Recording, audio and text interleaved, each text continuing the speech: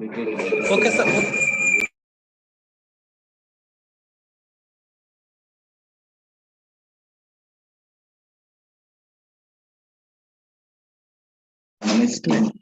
माहिती madam sir 2 मिनिटं madam join व्हायच्या राहिल्या आहेत.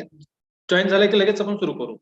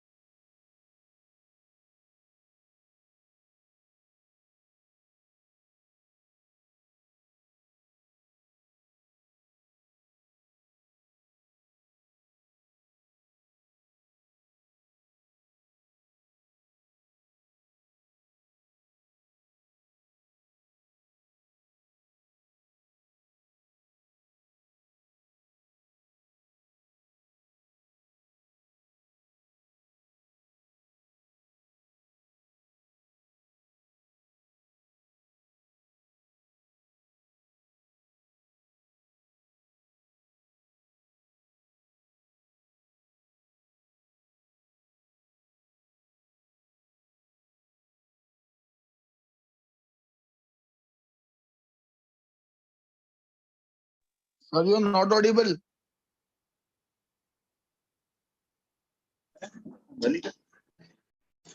सर मॅडम जॉईन होत आहेत. मॅडमचा ऑडिओ येत नाहीये. फक्त 1-2 मिनिटं फक्त.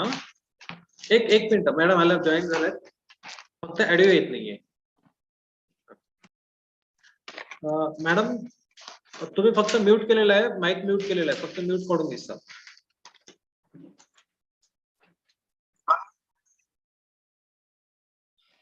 हॅलो, आवाज येतोय? हो सर. मॅडम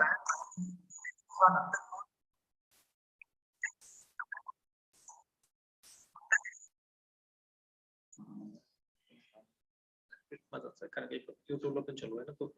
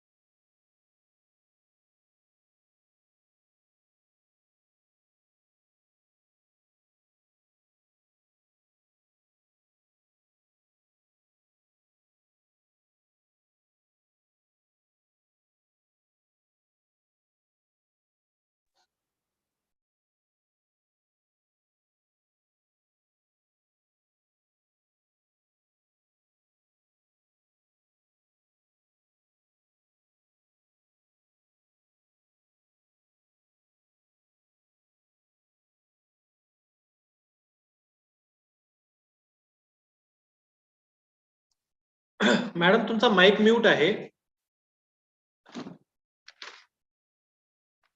मॅडम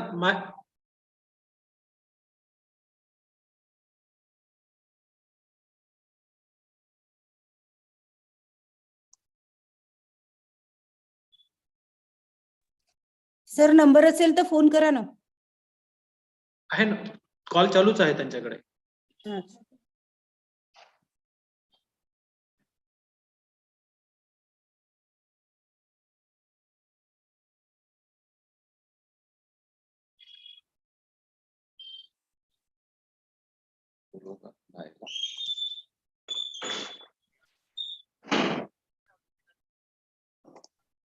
सेटिंग का काय बता.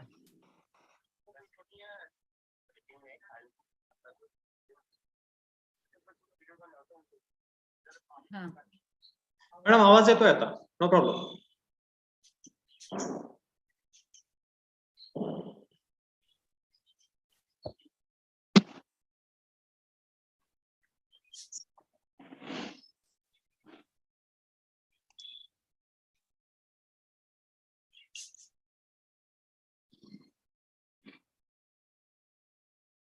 मॅडम आवाज येतोय?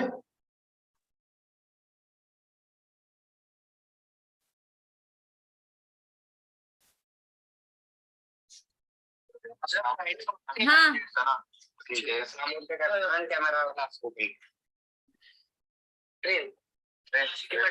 अरे क्या है इसका फ्रंट?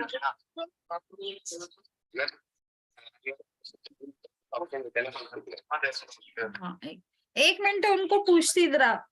सर आवाज येतोय का तुम्हाला माझा? आवाज क्लिअर येते मॅडम, नो प्रॉब्लेम. तुमचा नाही येतोय पण माझा येतोय का तुम्हाला? हो मॅडम, येतो तुमचा आवाज. तुमचा येतोय. सर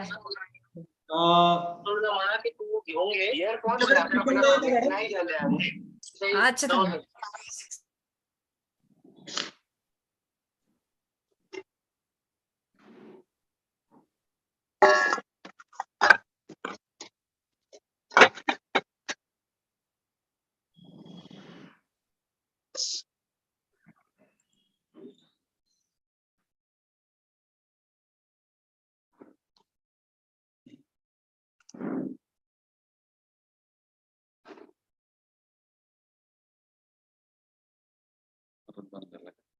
त्यांनी mute केलंय.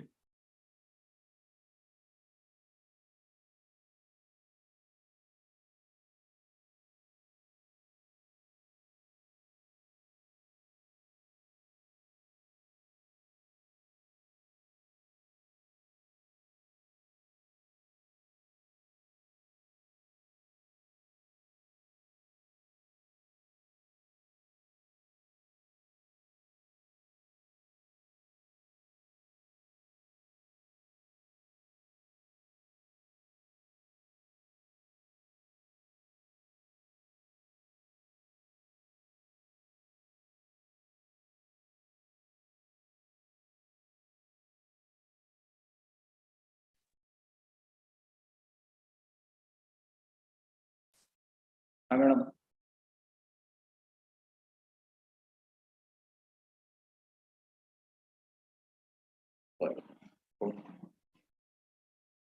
हो.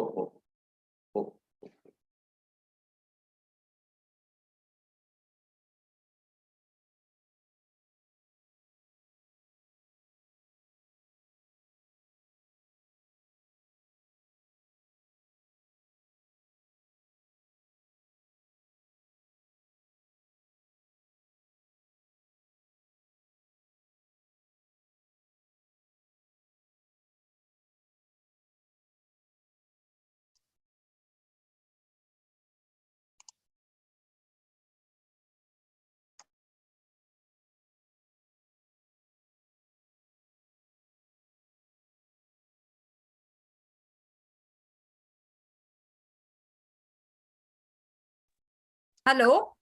हा यस मॅम. हॅलो, आवाज येतोय मॅडम? हॅलो. आवाज येतोय तुम्हाला? तुमचा आवाज येत नाहीये सर मला. तो कनेक्ट नसेल मॅडम तुमच्याकडे. जे ब्लूटूथ आहे तुमच्याकडे ते कनेक्ट नसेल तुमच्या लॅपटॉपला किंवा स्क्रीनला.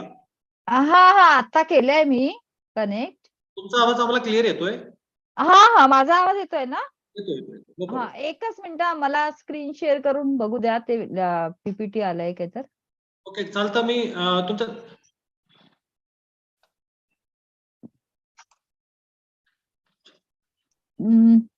बघा तुमच्या स्क्रीनवर दिसते काय पीपीटी माझी? Yes ma'am. आवाज क्लिअर आहे? क्लिअर आहे, no problem. Okay then we can start. Sorry for technical disturbance. No problem madam. Sir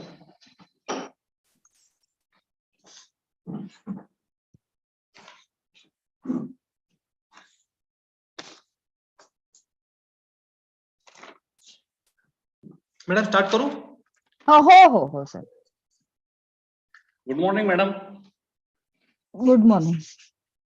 Good morning and welcome to all of you to 7 days national workshop on research methodology in physical education, sports science, education and library science, organized by Sri Shivaji College of Physical Education and Shivaji College of Education. Today is the 6th day of workshop and today's topic is use of research ethics and reference management tool of avoid plagiarism.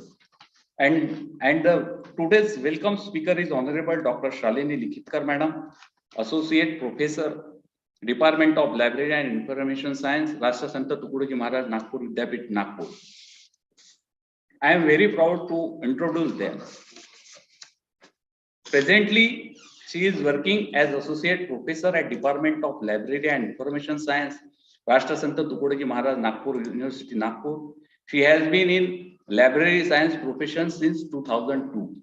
Gold medalist from Nagpur University. She worked as head of Department of Library and Science, Rashtra Santa Tukadoji Maharaj, Nagpur University, Nagpur, 2009 to 2014. And professor and head Department of Library and Science, Shivaji University, Kolhapur. She has experience of teaching and guiding for UGC, NET, SET, PO, and other competitive examinations. She has 19 years teaching experience in library and science field. She has published several papers in seminars, conferences, and journals at national and international level, and has more than 200 papers to her credit. She has edited 17 conference and workshop proceedings, complied courses, materials of workshops, and refresher courses in library and science. She is author of 10 books. She has completed information literacy project with UNESCO and SALIS as a member. She has complete UGC minor research project and ICSSR research project, and currently working on ICMR extramural research project. She was a columnist in Mahiti and editorial board member in Information Age, Quarterly Journal. She has organized various workshops, 2 national conferences, and coordinated four UGC refresher courses in library and information science. She is an editorial member of General Advance in Library Science, RTMNU, Research Journals of Humanities, and guest editor for special issue on open source software of DJLIT. She is an expert member in definitional glossary of LISS, Library and Science Project of Ministry Scientific and Technical Terminology, Government of India. She is content writer for EG Pathshala, Ahmedabad and ICAR. She has been invited as a resource person in orientation courses and refresher courses at various universities. She is the research supervisor of RTMN Nagpur University, Nagpur, SGB Amravati University, Amravati. Under her guidance, 12 students have been awarded PhD degree and 6 are working. She is having different portfolios in professional and academic bodies on various subjects. She has presented papers at international conferences at Malaysia, Hong Kong, and Dubana, Russia, Sri Lanka. Recently, she has been honored with Young Library Science Professionals Award by Karnataka State, SC/ST Library Professional Association, Best Paper Award sponsored by Korea Institute of Science and Technology Information, South Korea, and Best Presentation Award in International Conference at Malaysia, and Professional Excellence Award by SRFLS, Delhi. She is a life member of professional associations with DLA, ILA, IA, TLS, DL, ISSA, LIS, CGA, LA, and VLA. So I humbly request to Honorable Dr. Shalini Likhitkar, Madam, to start the session and give her priceless guidance to all the participants. Over to Dr. Likhitkar, Madam. Yes, sir. Yes, sir. Thank you, sir. I hope my voice is clear. Clear, madam, clear. Okay. And first of all, I'm very much grateful to Dr. All the faculty members, principals, and Dr. Deshpande madam, Dr. Deshmukh madam, for giving me opportunity to express my view in this research methodology course. And this is, I think, second time I'm delivering a lecture in this particular college. So I'm very happy. The college is always taken the initiative to organize such type of workshops for the faculty members and the other students and the other research students also. So thank you for inviting me. And For today's topic, the use of research and publication ethics and the reference management tool to avoid plagiarism. So why we have chosen this topic? Because when we are doing our research, in research, we have to follow a different type of ethics. And in publication also, after doing research, we are now going to publish our results or whatever data we have collected. So based on that, we have to follow some research and publication ethics, and how we can follow it. We can discuss that issue, and how we can use this reference management tool so that we can avoid the plagiarism, and we should not become a plagiarist. So that level we should not take it. So how to do it? What will be the solution? So technological solutions are there, but still at the same time, the balance between the research ethics and the technological solution, we have to understand. Okay. So technology is there. We can use the technology for avoiding the plagiarism. We can give a proper citation, whatever the minds we are borrowing from the others, whatever ideas we are taking from the others. So if we give the reference properly, citation properly, then we can avoid such type of. And apart from this, the big thing is that the research and publication ethics are more important.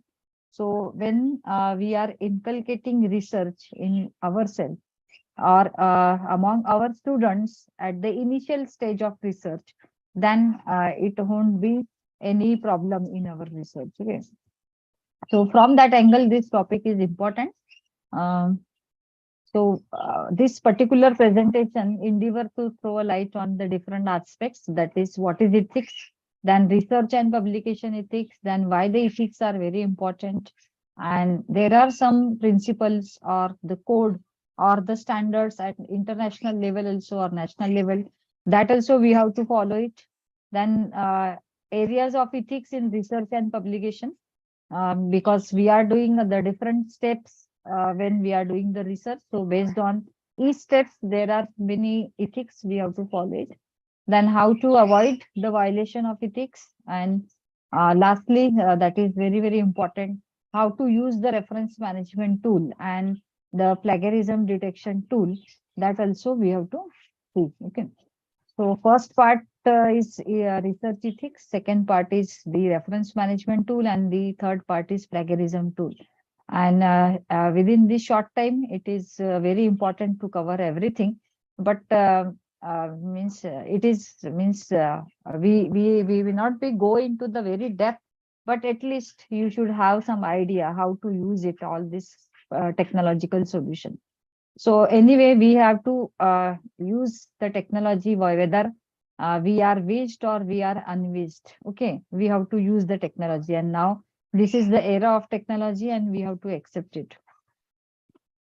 So in libraries, we are providing research support services like research data management, where we are preserving the material, we are organizing it, or we are collecting whatever data or whatever research projects we are doing. So there the libraries, and why we have to know about all this, what type of services the librarians are providing, so that you may be aware and you can use all such type of services through your libraries. So research data management service, one of them. Then as a library science professional, we are providing the open access awareness to the students and the faculty members. That service also you can take the advantage. Then scholarly publication, there how to go for the process of scholarly publication, how to disseminate it to the scholarly community, that also we are saying. So that services also you can utilize through library. Research impact measurement, there we are offering how to measure it, the quantitative, based on the quantitative method, how we are measuring the research, like what is the journal impact factor, what is H index, then how it can be calculated. So that also we are providing some guidance through libraries. So that services also you can take the advantage. Then research or resource guide. the research guide librarian recommended the various sources from where we can get the particular resources. So whatever resources we have in the library, that we are providing to the student. Then research consultancy. Research consultancy is nothing but where the librarians, they are giving you the guidance what will be the search strategy for your research, then how to manage the references, how to identify the experts on your topic. And there are many research tools where the librarians can also guiding what type of journals you have to refer, what type of statistical tools you have to use it, then a reference management tool and plagiarism tool. Okay. So what I mean to say here in first slide, that whatever research support services the librarians are providing, the research scholar has to take the advantage of all such type of services. Then only it will be very useful in your research. So whatever the services we are providing, that you have to use it. Then what are the ethics? In simple language, we can say whatever the principles are there, as a person's behavior, it will decide our person's behavior, what is good and what is bad. So what are the good things that we have to use it in our research, that we have to use it. So simply in general language, we can say it will decide the behavior of the person, particularly in our research. So that is research ethics. Research and publication ethics, it is nothing but it is a rules of how we can carry out our research, starting from selecting the topic to the end, like dissemination of the result. So we have to follow different type of ethics. So the main objective of the research ethics is that it will protect the human participation, and it will be looking some of the issues like management of risk, protection of the confidentiality, and the process of the informed consent. So whatever the society accepted ethics are there, that we have to follow it. Definitely, we as a student and as a faculty member, we have to follow it. There are different why the ethics are important in our research and publications, because it will show the knowledge and the truth, and many when we are taking a different projects, so we are using the public money. Okay, so if we are accountable to the public, so when we follow the ethical norms, then it will help to ensure you that the research, whatever research is going on, that will be on the ethical way. Then research often involves a great deal of the cooperation and coordination among different peoples. So whatever the ethical standards we are following, based on that, we can promote the values, and which will be very important as a collaborator, as a collaborative research, that will be very, very important. So from that angle also, we have to see that we have to follow some type of different ethical issues. And there are some societal values, and we have to means whatever research we are doing it, based on that, we have to build a public support for our research. So from that angle also, it will be very useful when we are following some research ethics. So what are some ethical issues or research ethics? So honesty, when we are doing or when we are following, our first stage is that choose the topic ethically. Okay, so there we have to show our honesty. Topic should not be duplicate, or if it is duplicated, then we have to see that from different angle you are doing, or you are taking the different scope, or you are taking the different age also of your particular thing. Okay, so there you have to see objectivity type of whatever objective we are deciding, that should be a transparent, that we have to see as a research principles or research ethics. Then integrity also we have to show, and carefulness, where whenever we are collecting the data, there also we have to take care about the transparency of the data, or not any biasness of the data. So that also we have to see. openness when we are representing the different type of results. Their results, our results should be transparent for all. Then respect for intellectual property, that is very, very important, because the rule of plagiarism has come. So for that, openness is very, very important. So in this respect of the intellectual property, whatever data we are taking from the other researcher or from the others' ideas, we have to properly attribute it, and then only we are respecting the intellectual property of the others. Confidentiality, we should not show whatever data we are collected from the different group. So their names, anonymity, we have to maintain.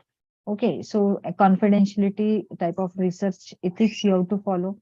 Whenever we publish the material or any result of based on our research, that it should be very responsible publication. We have to publish. Then responsible mentoring also, when we are guiding our students, so we should be very responsible for that. Respect for our colleague, that we are doing it systematically. Then social responsibility, non-discrimination, we should not discriminate based on the caste, based on the creed and other parameters. We have to also see that our competency should be high, whatever like how to analyze the data. So there, if we need any competency, there also we can see that how we can be expert for analyzing the data. So if we are always trying to upgrade our skills, that will be very good things for as a researcher. Legality, animal care and human subject protection, that generally we are following in the medical type of research. Okay, so all these ethical principles are very important, and these principles we have to follow in our research. Okay, so there are different codes. This is just the historical one.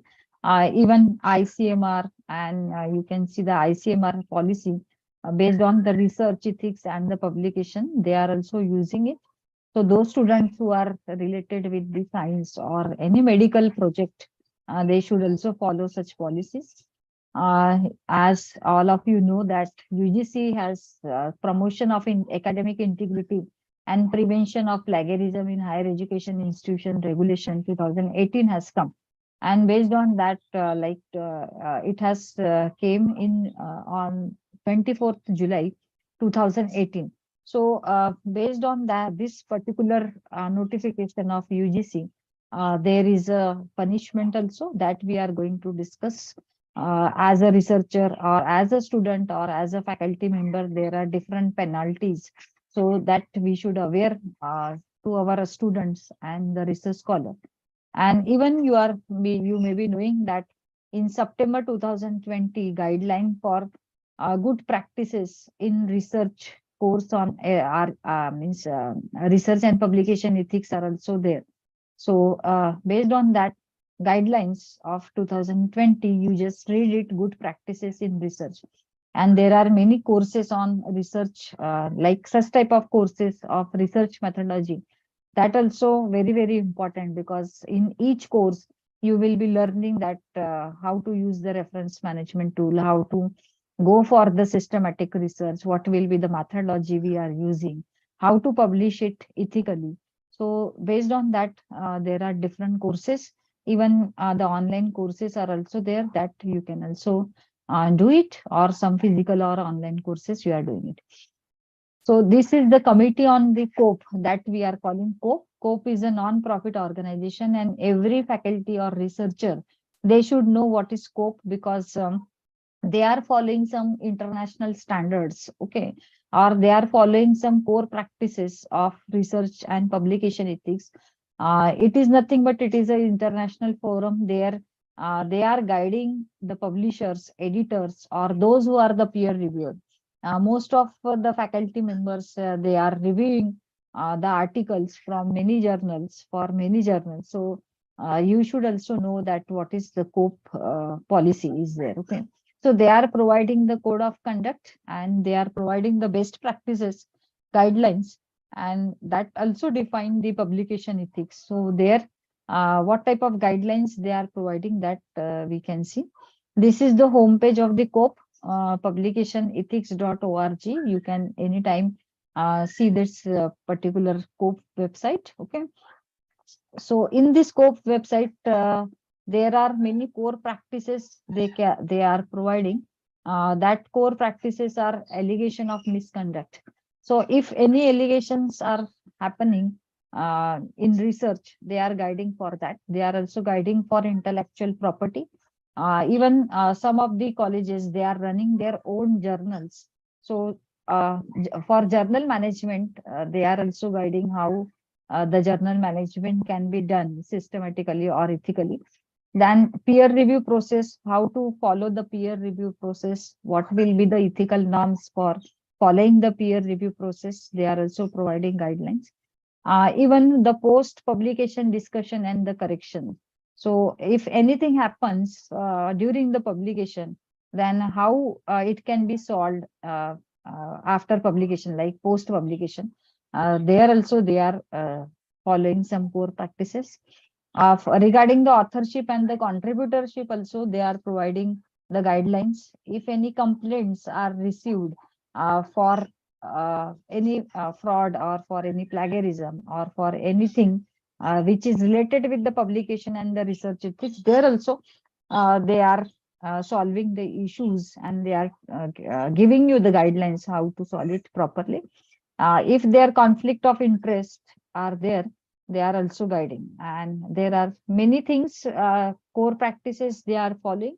There, just visit the website of COPE, and they, for each, you can see here one example, like COPE screenshot. This is, so if I'm taking this particular peer reviewing manipulation, so what to do if suspect the peer review manipulation? So if anything misconduct is happen in the peer reviewing process, then how to solve it? So based on the flow charts, you can see here some of the flow charts. So based on the flow charts, they are showing me how to solve it. Okay. So for each stage, whatever previous slide we have discussed some of the core practices. So for each practice, they are providing you the flow charts.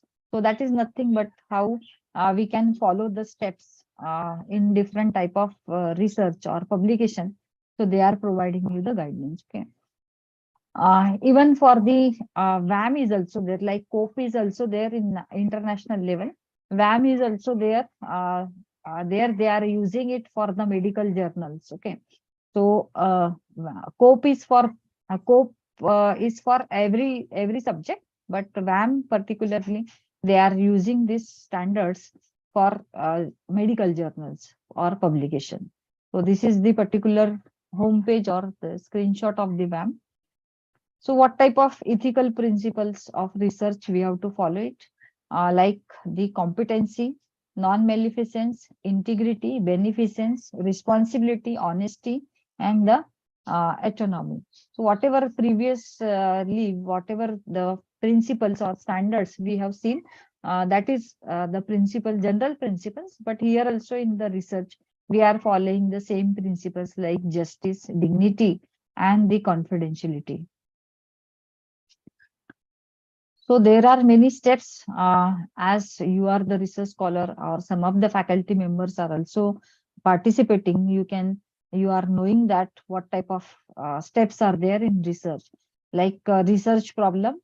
First, we are defining the problem. Based on that, whatever the questions we are trying to answer it. And for that answer, we are making the research design. And based on our research design, we are yes. Variables. Yes, any problem? Variables, test measurement and measuring unit actually. Just speed 50 meters run test. Hello, excuse me. 50 meters run the run. May I request in whose seconds. mic is on? Explosive Please strength. off your mic. Overhead medicine ball throw. Measuring in meters. All I think Ramnath Ram- Ramesh, please unmute yourself. thank you, sir. Thank you. Hope my voice is clear now. data collection we are doing, then data analysis and research dissemination. So in research dissemination, we are disseminating our research by way of publishing the different articles in the different research journals. Okay. So how we can follow in every steps of research, we can follow the ethics. So here first we will see that in the ethics in research problem. So whatever topics we are deciding it, that topic will be benefited to the society or not, that we have to see. And for research and for even for we are taking the projects, okay, research projects with the funding bodies. So there also we have to decide it, means does it worth for the public money, whatever topic we are taking. Then review of literature is also very important, because based on the review of literature, you are finding it that we should avoid the duplication of work.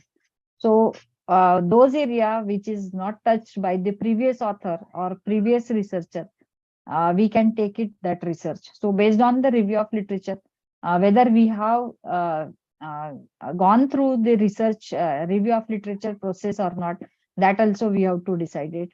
Is it ethical to repeat the study if it has been done before? But if your view is different, your area is different, your scope is different, then definitely you can repeat the topic. But the same topic with the same view and the same scope, you should not repeat it. Okay. So if we are answering these three questions properly, then we are following the research of the responsibility, competency, non-maleficence, and the beneficence. So whatever the ethics we have seen, all such type of ethics we have to follow it in our research. Then research question. So whenever we design a research question, there we have to see that does it expose the participants to unacceptable risk? That also we have to see it. Then clarity, identify the purpose of the study to the participant. So if we are following this particular two questions systematically, then we are using the beneficence type of research and the non-maleficence type of ethics. Then research design, that is also important. In research design, when we are designing our research methodology particularly, or research design we can say, there we have to see that is your choice of the research design is ethical one? Is the methodology sound? Do you have the expertise to do it? If you don't have the expertise, then you can do the pilot study. And based on that, one pilot study or second type of pilot study, you can enhance your skill for analysis. Okay, so that can be also done. Then based on that, if you are following your design is systematic or your research methodology is systematic, then you are following the non-maleficence, beneficence, competency, and the honesty type of ethics. Then research ethics in data collection, that is also very, very important, because when we are collecting data, when we are doing the survey type of studies, generally we are going to the field work, and like for libraries, we are going to library visits, or users directly we are taking the users data. So there also we have to see that we have to respect our participants or respect our survey size. Okay. And then research sites also we have to respect. Sometimes we are taking the material from the website. So there also we have to see the authenticity of the publication or authenticity of the information, or even research site we have to respect. Respect the privacy, like we are not showing the data based on their personal name. So there we have to show the respect to the privacy. Then confidentiality also we have to maintain while collecting the data. And we should not misuse the personal data for any purpose. So if you are following such type of ethics in the research data, then that is very good. Then research in data analysis. When we are analyzing the data, there also we have to see that whether we have protected the anonymity of the participant. So like we should not display the names of personal names of the participants or whatever the users we have surveyed. Then you have to also decide how long you will keep the data once it is analyzed, where you are keeping your data or where you are storing the data. Then how will you analyze the data based on your experiences? You can analyze the data. So there also in data analysis or whatever analysis we are doing it and we are representing it. So there also we have to follow some type of ethics. Like in while disseminating our research, like while publication, there also the research ethics are important, like authorship and the reporting. So under authorship, like I'm the guide and the research scholar is there. So research scholar, whatever the authorship, those who have written more or their ideas are more, then that will be the first author. And the authorship order also we have to decide it. There should not be any conflict of interest based on the authorship. Then when we are reporting our data based on the analysis, there we have to take care. We should not fabricate the data. Falsification of data can be also possible. So we have to avoid it. Then plagiarism also we have to avoid it. And based on the UGC notification, we have to avoid the plagiarism. So integrity and honesty, when you are doing the authorship systematically or following the research ethics, then you are following the integrity ethics. And if you are presenting your data systematically, then you are following the honesty type of ethics. So in every steps of research, you have to follow it. And that is for research. Here for publication also, we are following some type of ethics. You can see that based on this flow chart. I think some of the students are also there.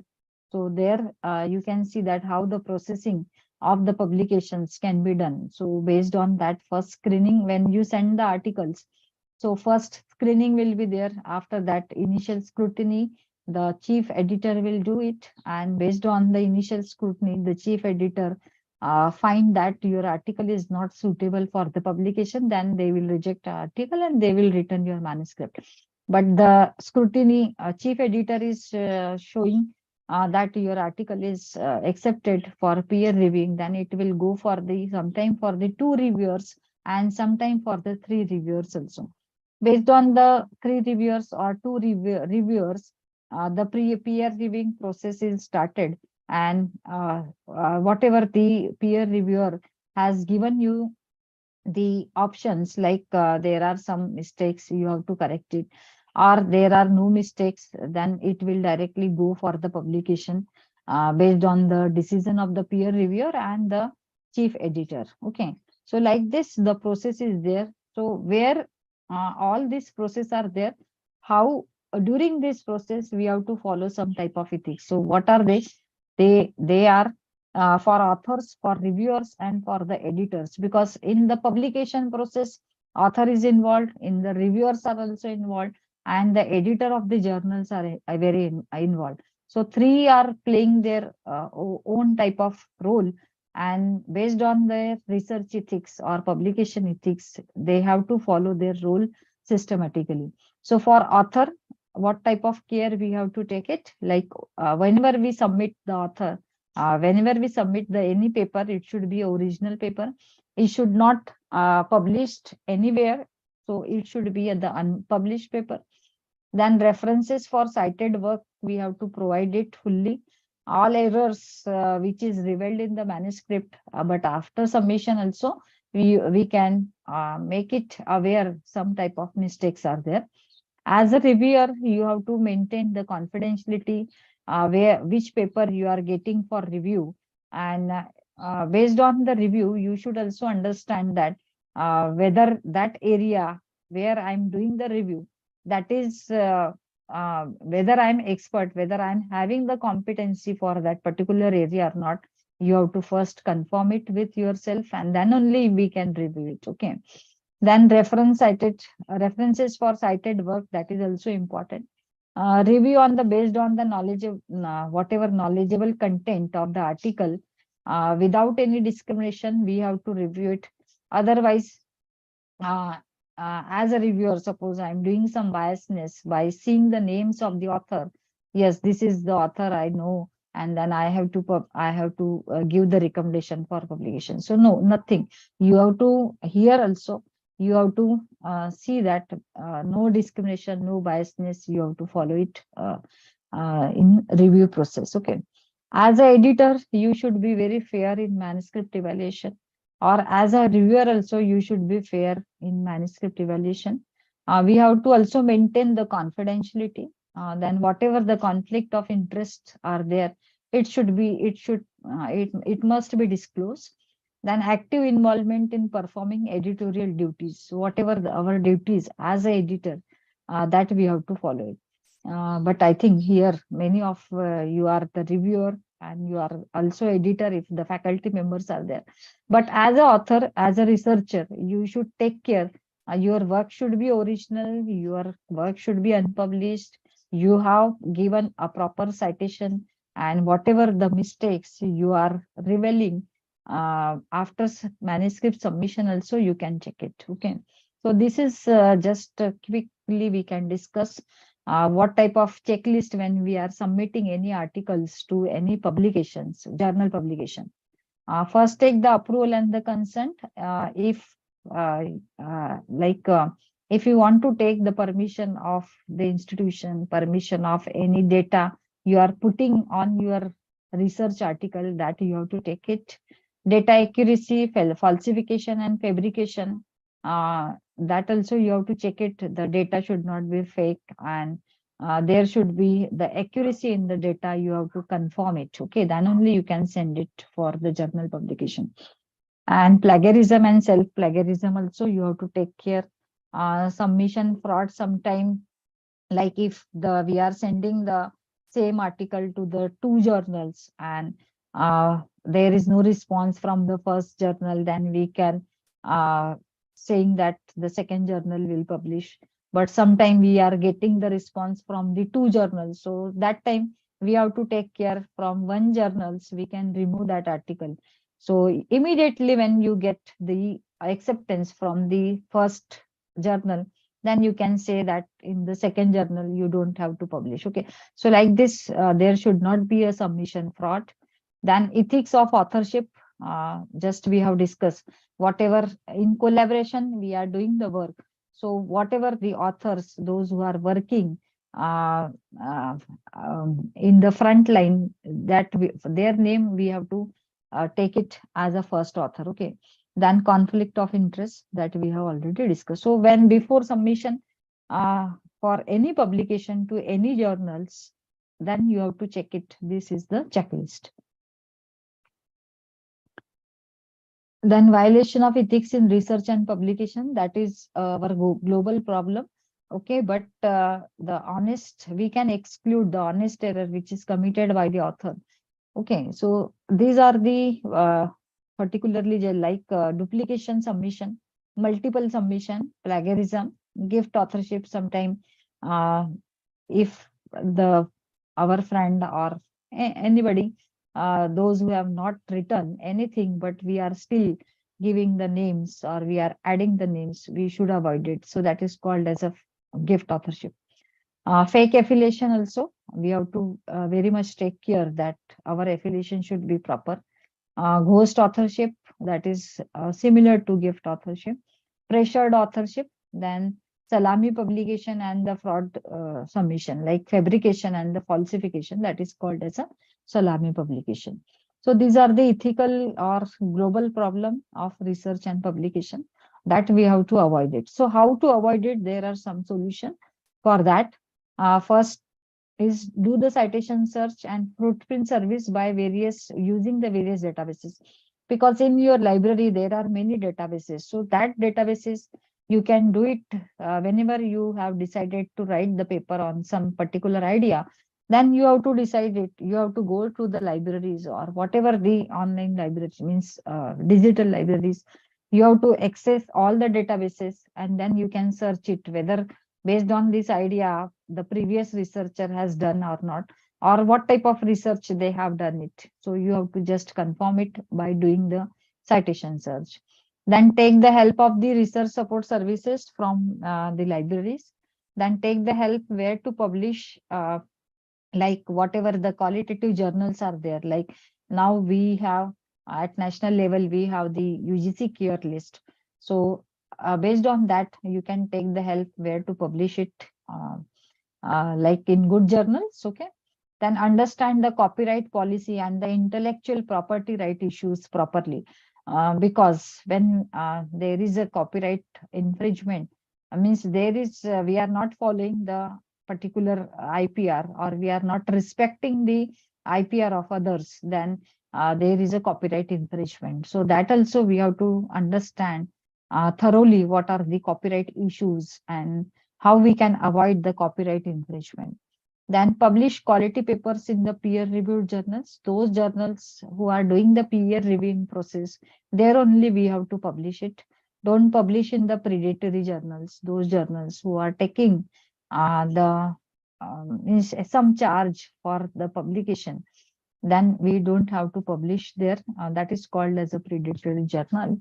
And create your own research brand, because that is very, very important.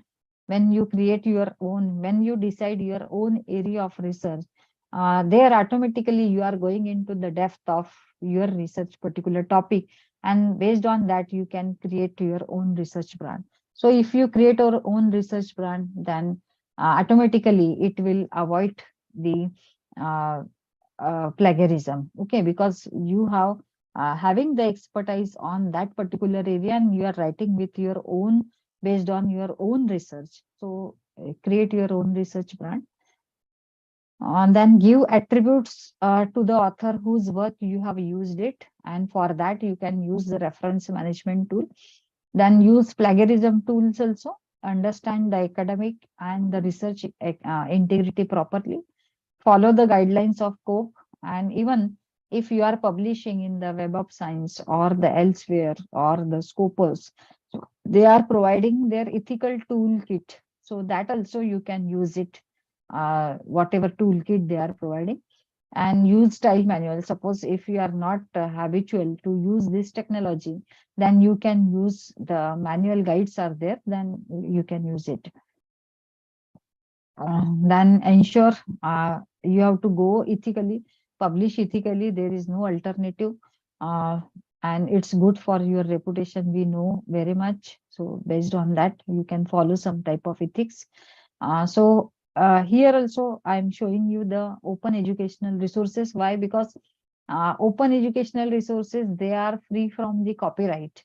So if you are using it, then there is no harm, means there is no problem. But ethically, you have to give the proper citation when you are using these open educational resources. So this is one of the way where we can avoid the plagiarism. Okay. So for that, this is the map you can see. And there you can see that what type of, if you want to use the Courseware, then you can use this CPG Pathshala, Swayam Sakshat, NCERT, and push. If you want to use the IR, that is institutional repository, then you can use this roadside DOR, ROR. Actually, this open educational resources, that is another 1.5 hour lecture, but still I'm just giving you the gist for that.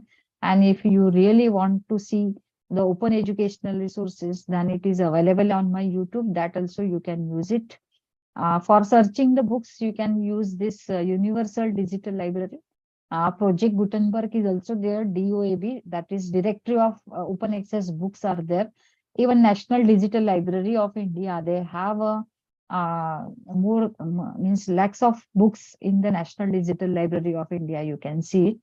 For searching the thesis, you can use this Vidyanidhi, NDLTD. NDLTD, that is Network Digital Library of Network Digital Library of Electronic Thesis and Dissertation. There at international level, if you want to see your area, based on your area, you want to see the thesis, you can search this particular site, that is NDLTD. Vidyanidhi, our national site is there. INCLIBNET is maintaining this particular site. And Shodhganga and Shodhganga. This Shodhganga is maintained by the INCLIBNET. Vidyanidhi, previously the Mysore University, they are using it, but now they have converted to IR, Educational Institutional Repository. Okay, so Shodh Ganga and Shodh Gangotri. Shodh Ganga for awarded thesis, you may be knowing. Shodh Gangotri for research, those research which is going in progress. So there you can see in the Shodh Gangotri. So there are many open educational resources that you can use it, like NISTA, NROER, CC, Yantra, Badal, NCRT, Shagun, FOSI, virtual labs are also there. If you are the science student, just a minute, I will just, battery is very low. I will just put it, just a minute. Yes. So NISTA, Badal, and all these are the open educational resources or the learning platforms where you can use it. Even these are the very useful resources like eKrishi Shiksha, Bookborn, Enlist, Sera, Krishi Kosh, and many books are there in the Google Books also. Then how we can, that particular part we have seen, what are the ethics and how to avoid it. Okay, but the technological part is there, how to use this reference management tool. I think time is very short. I will go fast. I will skip some basic slides. Okay. So we have already seen what is the area of research. So here we are now concentrating on use and cite. So this is very third steps of research life cycle is very important, use and cite. So how to use this particular technology. So there are many, when we are searching our literature or a review of literature, there we are finding the different type of research, okay, or the different type of research articles or many books we are finding. So how to use all such type of resources, okay, in our research. And you can see that if we are not providing a proper citation or proper references, then we may caught in the plagiarism. Okay, so you can see here one cartoon. There it is indicating that research guide and the researcher. So researcher has written a very good article, but the guide is saying where are the references and the bibliography. If you are not putting the proper references, then you may caught in the plagiarism. So why I'm showing this particular slide here as a cartoon, because this is the joint responsibility of the research guide and the researcher. So make sure whatever research articles you have written, it should have some proper citation. Okay. So if you are not providing the proper citation, then you may caught in the plagiarism. And plagiarism is nothing but it is an act of presenting another person's work or ideas as your own. So you are borrowing the minds of others, but if you are not attributing properly, then you may caught in the plagiarism. And that is called, even you can know that incomplete or the wrong information about the source can also be a citation plagiarism. Okay, so that you have to understand what is citation plagiarism. I'm avoiding some slide here because of the paucity of time. So what is plagiarism? We are knowing that what is plagiarism. Copyright infringement, piracy, data fabrication, ghost writing, proxy writing, research cycling, also that is literary theft, we can say. Even the industrial design, we are copying it. Then even trademarks, we are copying it. That is also coming under the copyright infringement. So whatever data we are taking it, we have to give the proper attribution. So what are the types of plagiarism? We can say that clone plagiarism, remix plagiarism, control C type of plagiarism, and mashup plagiarism, 404 error plagiarism is also there. Aggregator plagiarism is also there. Hybrid plagiarism, recycle plagiarism, find and replace plagiarism. I'm not going into the depth of types of plagiarism due to short time. Okay, so Oxford University particularly given the types of plagiarism, that is verbatim, collusion, cutting and pasting, inaccurate citation. You can see here that inaccurate citation. So if you are not providing the proper citation, that also coming to plagiarism. Okay. So whenever you provide the citation, it should be proper and it should locate the particular type of source. Okay. Then only it is complete. Okay. So inaccurate citation, we have to understand. Then failure to acknowledge our assistant. Suppose I am working in different type of project, and under project there are many students are working, like 2 or 3 students are working in each project. So whenever I publish the data, I am publishing, they are helping, students are helping. So there we have to acknowledge. Even the research funding agency, we have to acknowledge it. Paraphrasing type of plagiarism is also there. Use of material written by professional agency, that is coming also under the plagiarism. Auto plagiarism is also there. Okay. So there are many plagiarism, and what type of extents like paraphrasing or clever mixing, that is also coming under the plagiarism. Then copying patches of the text or even the whole piece, that is also coming. Word swapping, style copying, unpermitted translation. Suppose there are good articles in English, but we are translating as it is in the without any permission, we are translating in Marathi or Hindi. So that is also the unpermitted translation is also coming under the plagiarism. Website hacking and many more such act constitute a copyright violation. So we have to also take care. And what type of justification we are providing? There is nothing new under the sun. Such type of justification we are providing, but there are many reasons of plagiarism, like time bond. Sometime hurriedly we have to send the articles, so we are just searching on the internet what is available, and we are preparing the paper. So it should not happen. So that may be the one of the reason where time bounding is there, automatically we are copying the material. Suppose we don't have the skills of writing and presenting systematically, then that can be also one reason. There are some language barriers. So we may not be writing properly in English or in Marathi or Hindi. Then language barriers can be one of the reason. Careless attitude, unaware about the citation styles, like just we have discussed the incomplete citation. Lack of knowledge about plagiarism and their consequences. Then accessibility of information on the web. So that can be also one of the reason of the plagiarism. So first we have to understand this reason, and based on that we can make a different type of solution. Suppose if we don't have the skills of writing, then we can upgrade our skills of writing. Okay.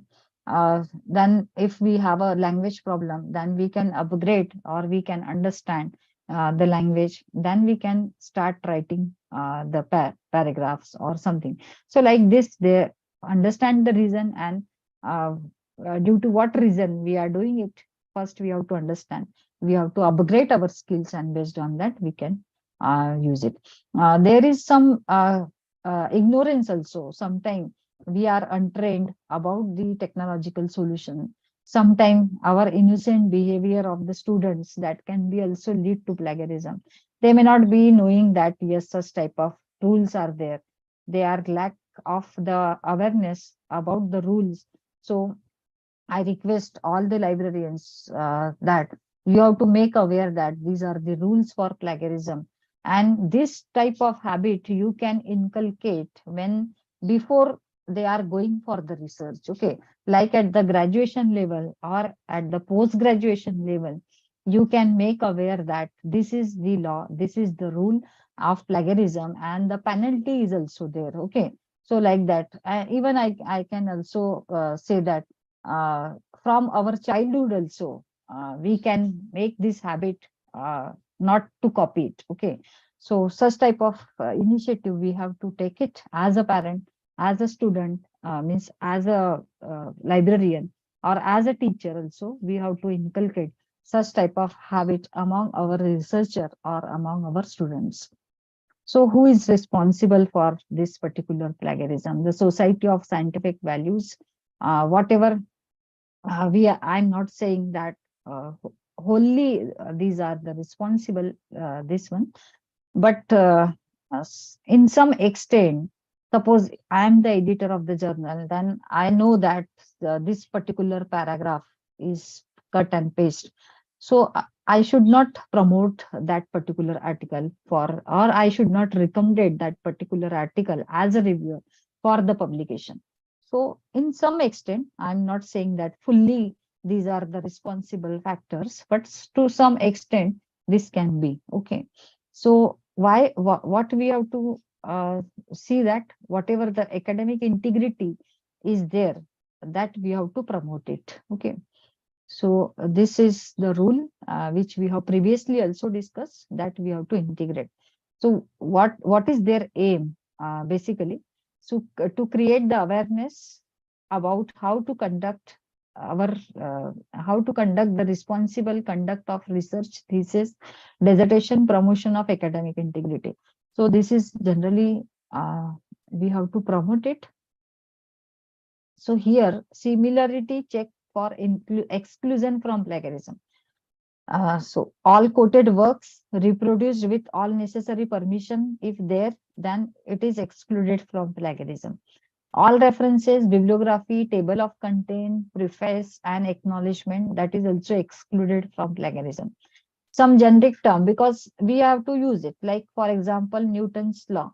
So law of gravitation. Okay, so law of gravitation, that word everywhere it be used, it can be used. Okay, so this is a generic term, this is a generic law, and everywhere we are using. So that is excluded from the plagiarism. Okay, standard symbols, standard equations, so that is excluded under plagiarism.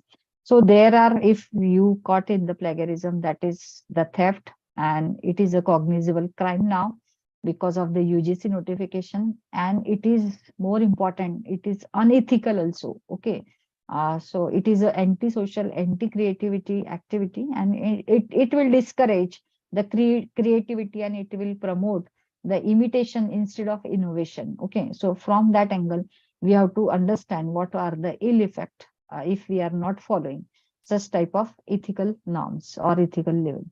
So there are many levels of plagiarism, but here, okay, we can discuss within 2 minutes, like levels 0, 1, 0, 1, 0, level 2, 0, level 3. Okay. So if 10% plagiarism it is there, then no penalty. So make sure that your thesis, because most of the participants are the research scholar, and even the faculty members, you should make aware, means you should be aware that 10% similarity, below 10% similarity is there, then only you can send for the publications. Okay, if the 10% similarity is not there in your publication or the research article, then you should not send it. Okay, then level 1, similarity above 10% to 40%. Then there is a punishment, and that punishment in next slide we can discuss it. 40 to 60%, what will be the punishment? Similarity above 60%, what will be the punishment? Okay, so punishment in submission of thesis and dissertation, that is more important from the point of view of the researcher. Okay, no penalty if similarity 10% to 40, each student shall be asked to submit a revised script within a stipulated time period and not exceeding 6 months. Okay, so that you have to understand. If there is a plagiarism, then of 10% to 40%, then you have to resubmit it. Okay, level 2 is that 40% to 60%.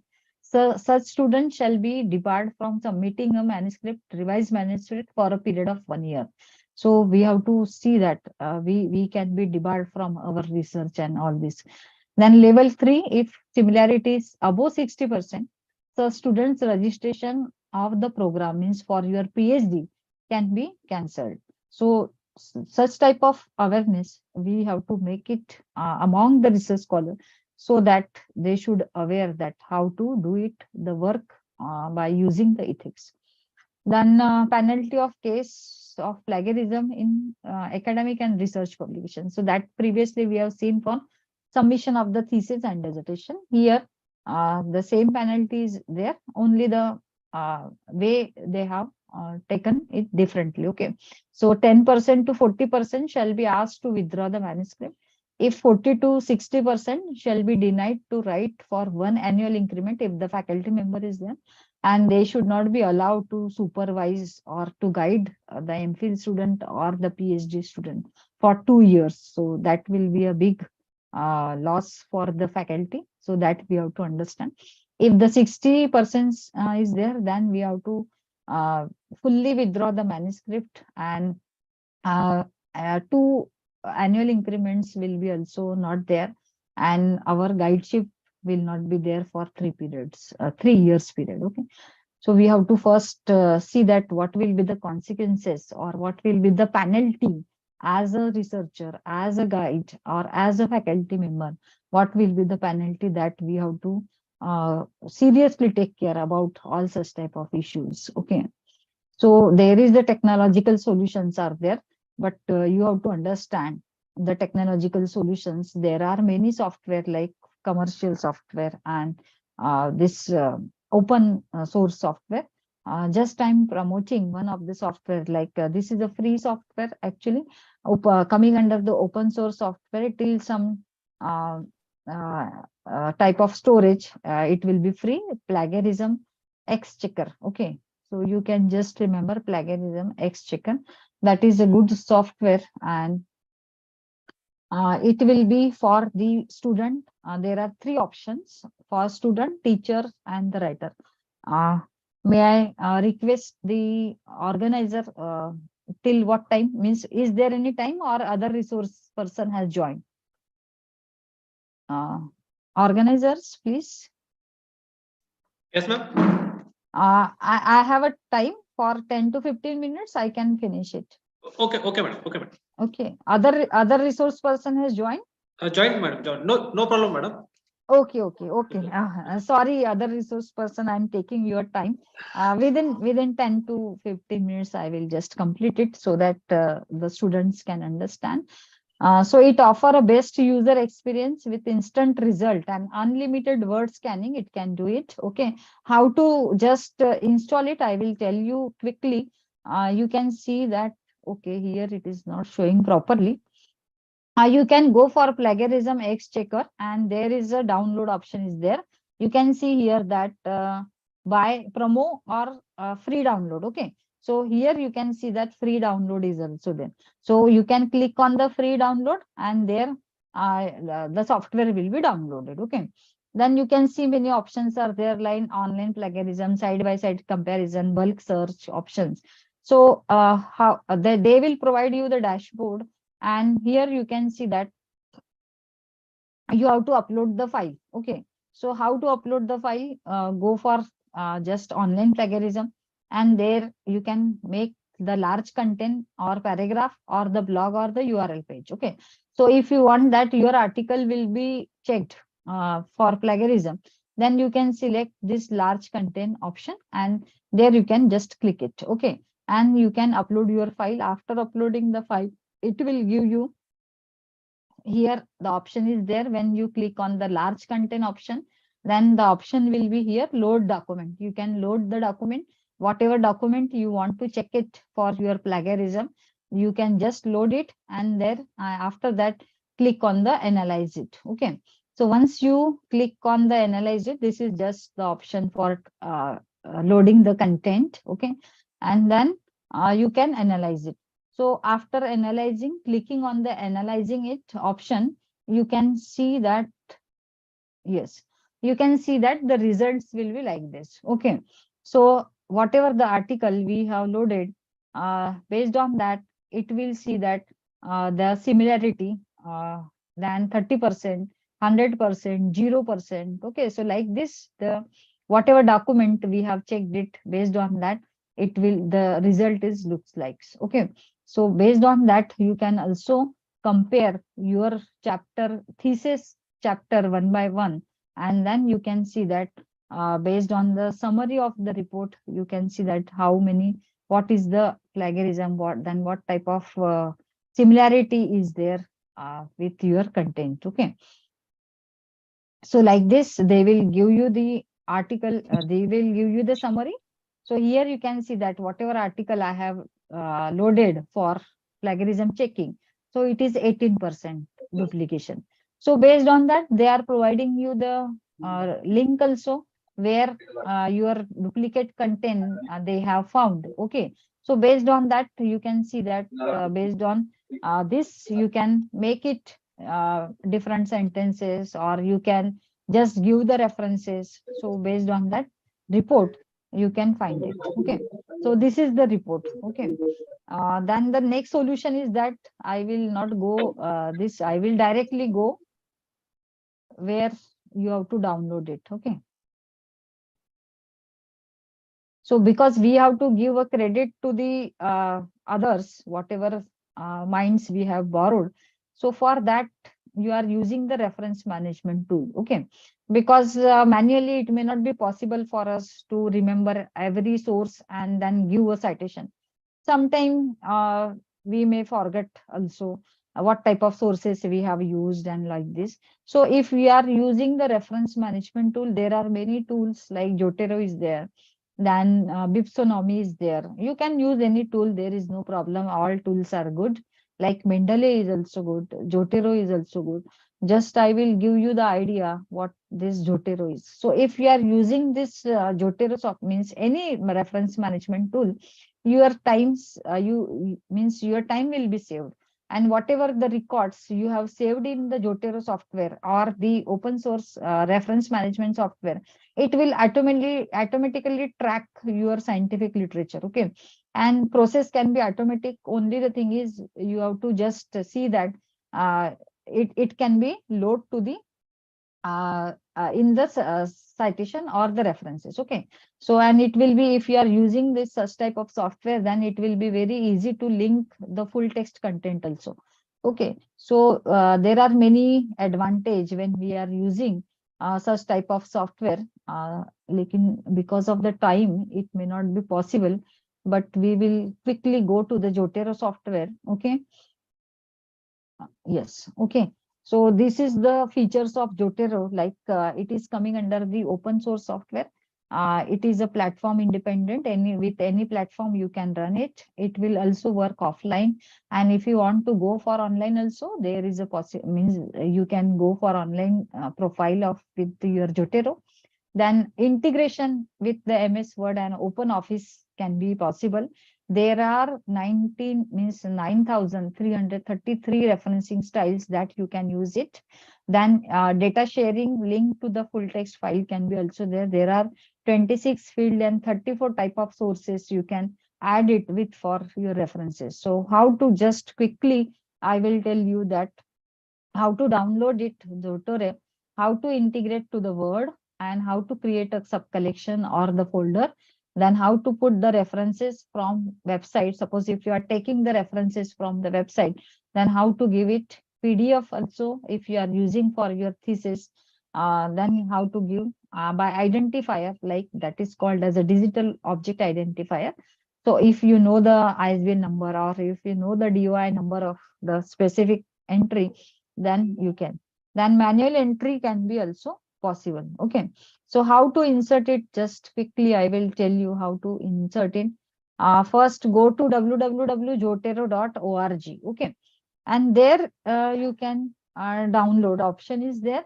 In download option you can use this Jotero, and there is a two options like Jotero for window and Jotero connector. So you just go for the Jotero connector. If you are using the Chrome browser, then automatically your Chrome browser, if you are installing this Jotero connector with Chrome browser, then automatically your Chrome browser is having the sign of the Jotero connector.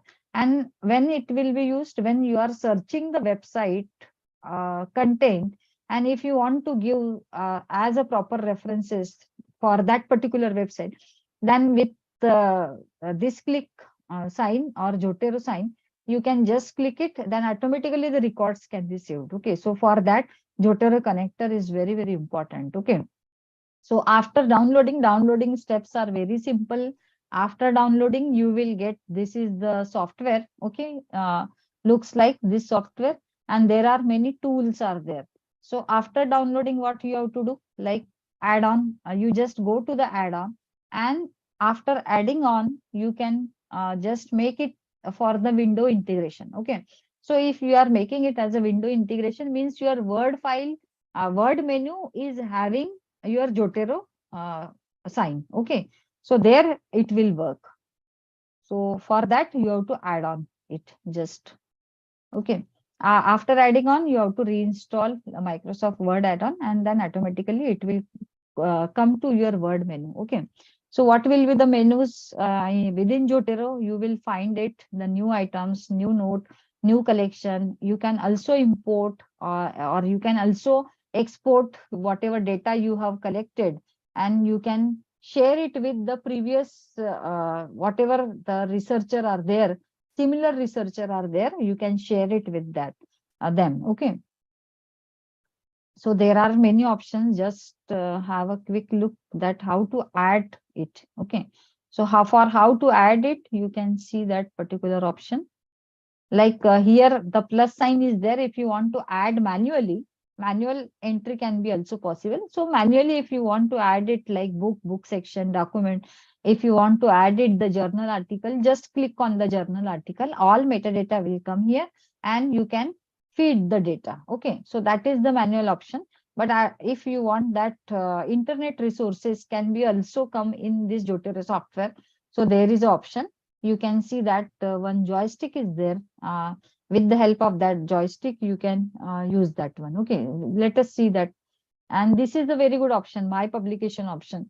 So once you create this Jotero, if you are using the Jotero based on your research area, so you can also publish that one with the online profile. Okay, so that can be also possible. That is good option. So here just click on this is the downloaded Jotero, and you have to create the folder when you manually added, when you want to manually save your records. Okay, so for that you have to create one folder. Now this is the screen how to put the references in the library from the website. So now generally all the research scholar, they are using the Google Scholar, okay, search engine. And here in Google Scholar, we are searching on our area of research. So just I'm searching on Scientometric, and I have to save all these records. So how we can save it? Here you can see that because we have downloaded the Jotero connector. Okay, and that's why our Chrome is showing that Jotero is there in our Chrome windows. Okay, so based on that, you just click here and then click here. So automatically it will go to your Jotero folder. Okay, so there your records, all records can be saved. How it can be, you can see. Just I'm saving this first record, and here I'm connecting on the Jotero, and there I have created my own folder like Shalini Jotero, and there you can save it. That is the easy steps. Okay, even you can save the record of the particular one page, home page also. And here you can see that fine when you are working in the offline Jotero, there you can find whatever records we have saved, and on your desktop it is already Jotero is in offline mode. So offline also you will get such type of record, okay, like Scientometric. So whatever records we have saved in the online Jotero means with the help of the website or any type of internet resources, then it is saved here. So that particular bibliographical detail you can save and you can use for citation. Okay, so how we can use for citation, that we can see. From PDF also you can save the record in your Jotero file. That can be also possible. Only the thing is, from the desktop you have to drag the file in the Jotero window, and then the record can be saved. So that is only drag and drop facility. Based on that, automatically the records can be saved. Okay. Then manual entry, which we have discussed, like with the help of plus sign, we can manually add our bibliographical detail of the material. Okay. Here you can see that how it looks like. So after saving, you will get it the Shalini Jotero folder, means whatever name you have given. So you will get it in your offline mode, offline software, and there you can see that all records are saved. And once you double click on the all records, then bibliographical detail will be also showed, displayed. Okay. So here you can see that if I want to read this one and simultaneously I would like to take this particular notes on this particular literature or the source, then I can simultaneously take the note also. So note area will be also there. So that is a good facility in the Jotero. Note, when you are reading the particular literature, you can taking the notes is there. That is annotation, for annotation, that will be useful. Okay. So you can see here, I will show you how, yes, how this MS Word Jotero toolbar, because you have integrated and you have added it, okay, on your Windows, and that's why it looks like insert citation, insert bibliography is there, edit bibliography is there, edit citation is there. So what you have to do, now I am in the Word Windows, okay. So here you can see I'm in the Word file. So how we can put the references or citation? So here there is an option, add and edit citation option पे आपको choose करना है, means you have to click on add and edit option, and whenever you want that you should keep a cursor, and there you can just put a add and edit, okay, add and citation. So automatically whatever records you have saved in your Jotero folder, automatically it will come here. You can see that I have put my cursor in the citation, and there I want that citation. Then I have, because we have saved the record in the folder of the Jotero, and that's why all whatever record we have saved in the Jotero, it will come here. Okay. So if I want that first article should be added in the citation, then you just click on the first citation. Okay. And then it will automatically add to the citation. So that is adding the citation.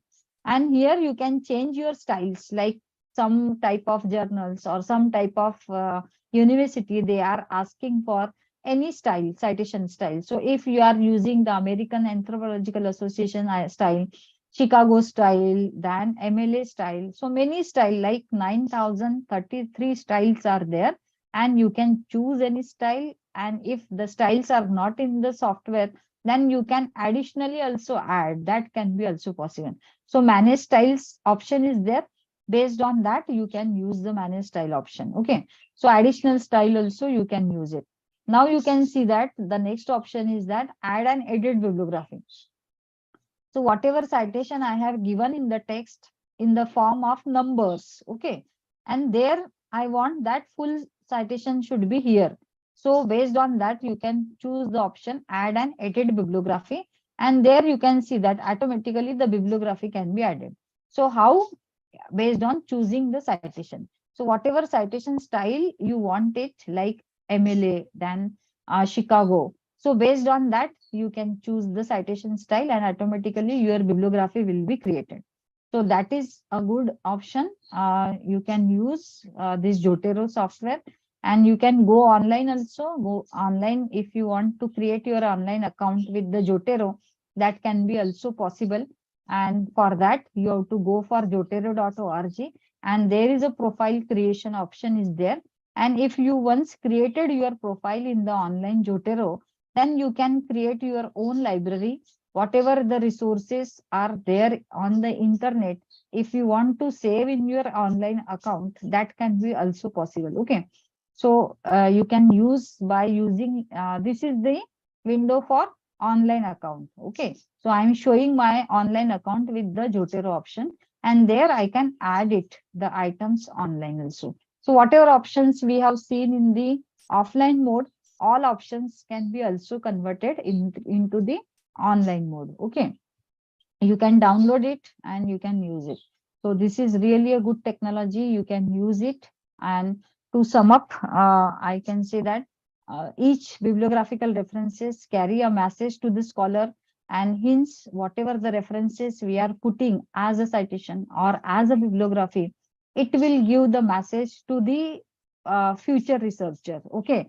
And the future researcher will be using that particular citation or the bibliography to relocate the resources. Okay. And for that, it should be very completed resources. It should be very completed citation. Okay.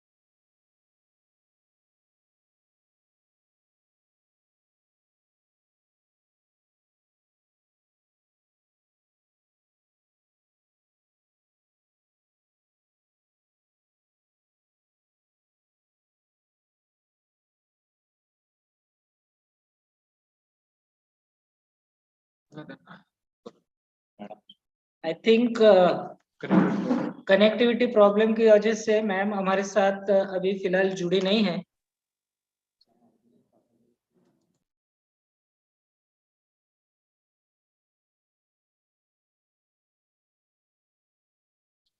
जुळले? नाही. हो.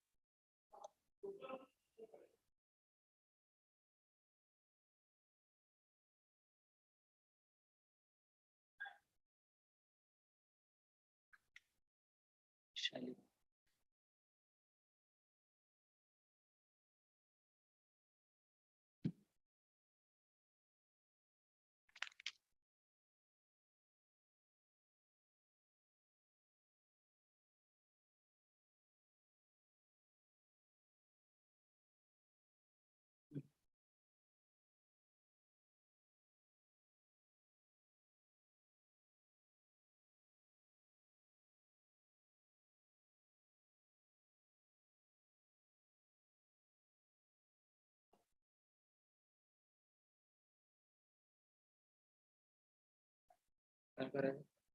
2 मिनिटं बस. येतात.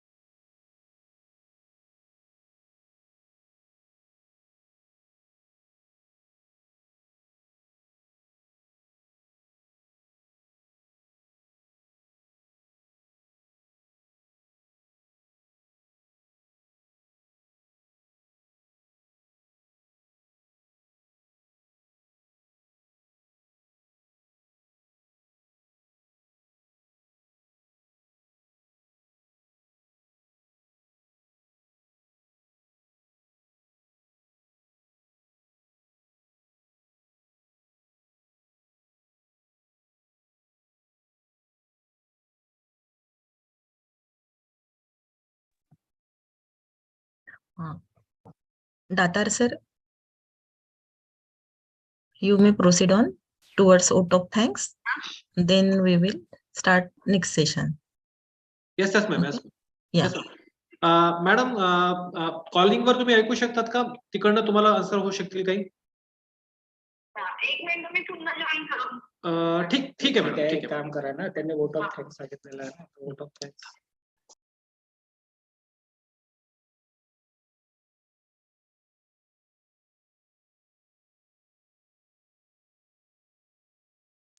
तुमची आवाज नाही येते sir. Thank you very much ma'am. 7 days national workshop के छठे दिन का first technical session doctor question. हाँ मी करतो. कोणाला क्वेश्चन असेल तर बोलू शकतो.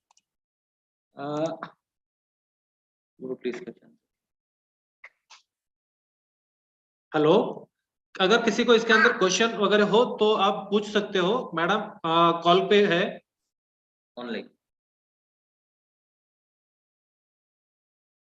If any questions regarding our session, please one by one ask all participants. May I request, please one by one ask.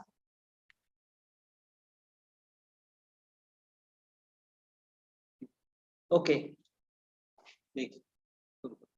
Okay, thank you very much ma'am. 7 days national workshop के छठे दिन का first technical session doctor Shalini Lihitkar madam का, जिनका topic था use of research ethics reference management tool of avoid plagiarism, जो यहाँ पे संपन्न हुआ. और विशेष बात यह है कि मैडम दूसरी बार हमारे महाविद्यालय से जुड़ी है. इससे पहले भी वो हमारे यहाँ गेस्ट स्पीकर करके जुड़े थे और ये हमारे लिए बहुत अभिमानास्पद बात है. और भविष्य में भी मैडम का सहयोग हमें मिलते रहेगा, इसी हम आशा करते हैं. और महाविद्यालय की तरफ से और इस नेशनल वर्कशॉप के ऑर्गेनाइजिंग कमेटी और श्री शिवाजी शिक्षण महाविद्यालय अमरावती और पदव्युत्तर विभाग शारीरिक शिक्षण संत गाडगेबाबा अमरावती विद्यापीठ अमरावती की तरफ से मैं मनपूर्वक मैडम का आभार व्यक्त करता हूँ. तथा महाविद्यालय के प्रधानाचार्य तथा इस नेशनल लेवल वर्कशॉप की convener doctor Anjali Thackeray madam और को कन्वेनर प्राचार्य श्री शिवाजी शिक्षण महाविद्यालय के डॉक्टर विनय राउत सर इनका भी मैं यहाँ मनपूर्वक आभार व्यक्त करता हूँ तथा इस सेशन में सम्मिलित सभी पार्टिसिपेंट का भी मैं यहाँ मनपूर्वक आभार व्यक्त करता हूँ। और इस सेशन के बाद कंटिन्यू अपना सेकंड सेशन कंडक्ट करने के लिए मैं हमारे महाविद्यालय के प्राध्यापक जितेंद्र राउत सर इनको आमंत्रित करता हूँ। Thank you madam. Over to you Raut sir. Madam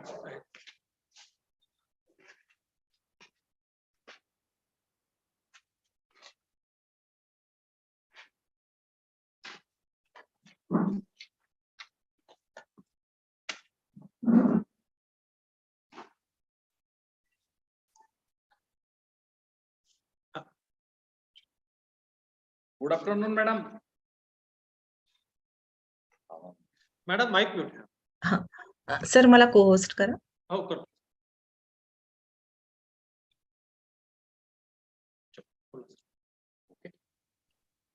Good afternoon to all of you.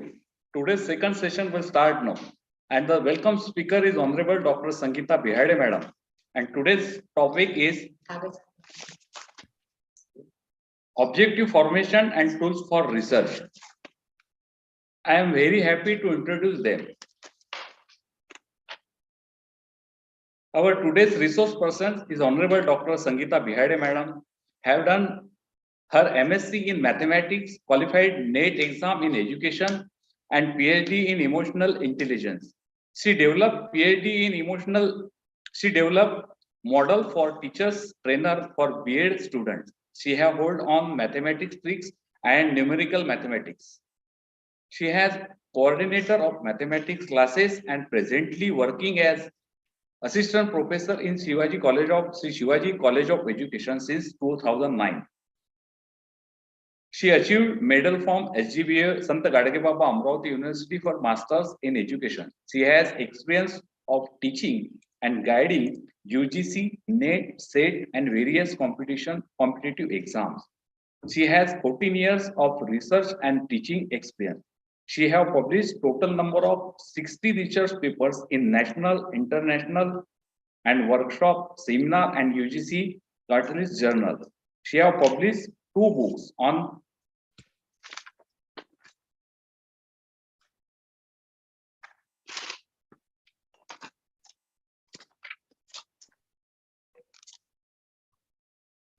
she have published 2 books.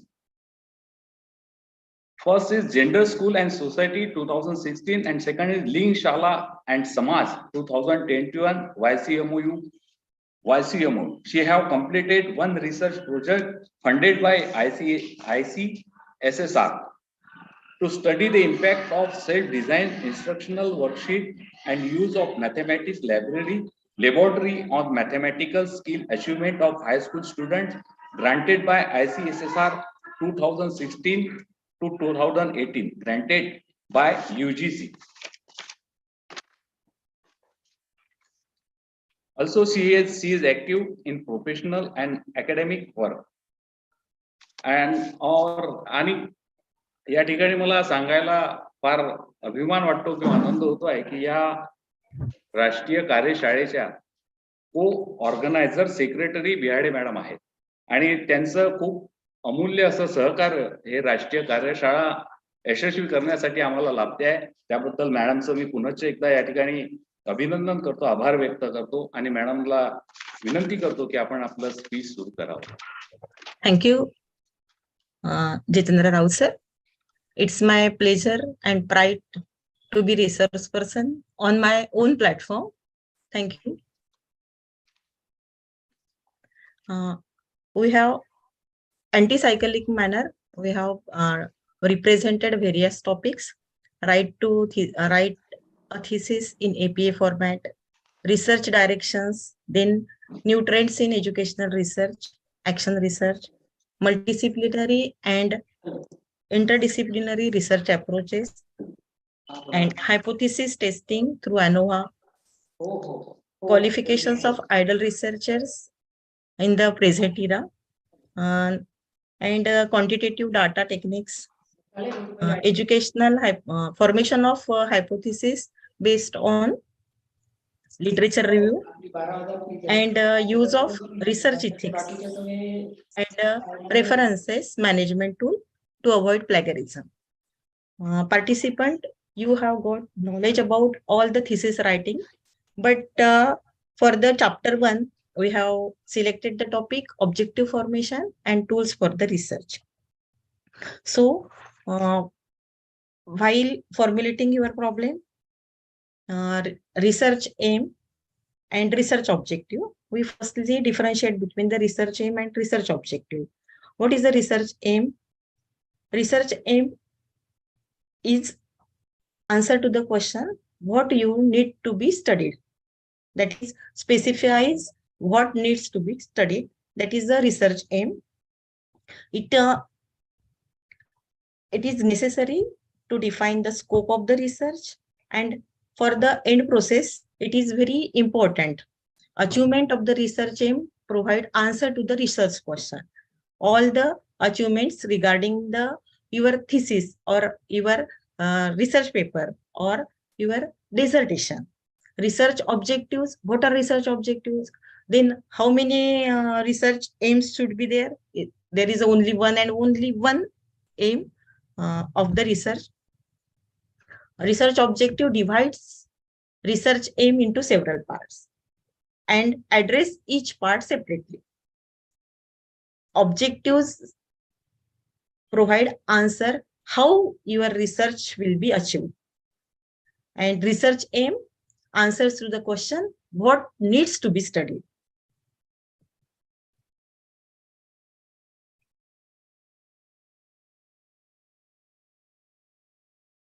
Then types of objectives.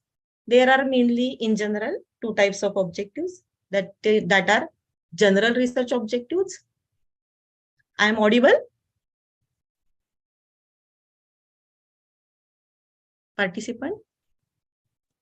Yes, ma'am, you are audible. Yeah. Thank you. Specific objectives break down general objectives into smaller, logical, connected parts and systematically address the various aspects of the problem. Your specific objective should specify exactly what you will do in each phase of your study. How you conduct your research, where you are going to conduct your research, when and what are the purposes of your research. How should your objective should be formulated? They should be of the action verb, in the form of action verb only. They should be specific enough to measure by the research tool. You have to formulate research objective with the help of action verbs only. You have to use action verbs. For example, to calculate the data, you have to use the tool. You have to mention that tool to be measured by that objective. To compare height of the student, if you are comparing height of the student, then you have to use the tape or some type of tool you have to use. You have to measure height, then you have the tape. For that purpose, to calculate, to verify, to explain, to determine, to assess, to compare between the 2 variables. Avoid use of non-active verbs. You have to use action verbs for the inculcation of the objectives in your study. To avoid non-active verbs such as to appreciate, how you will appreciate someone? There is no research tool.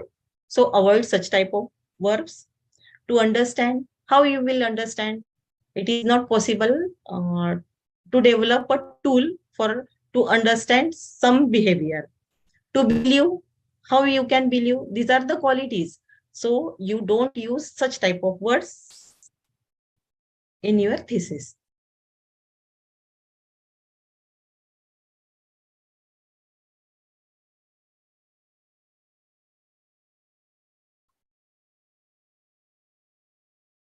Then what care should be taken to formulate the research objective? Research objective should be closely related to statement of the problem and summaries what you will hope from your study.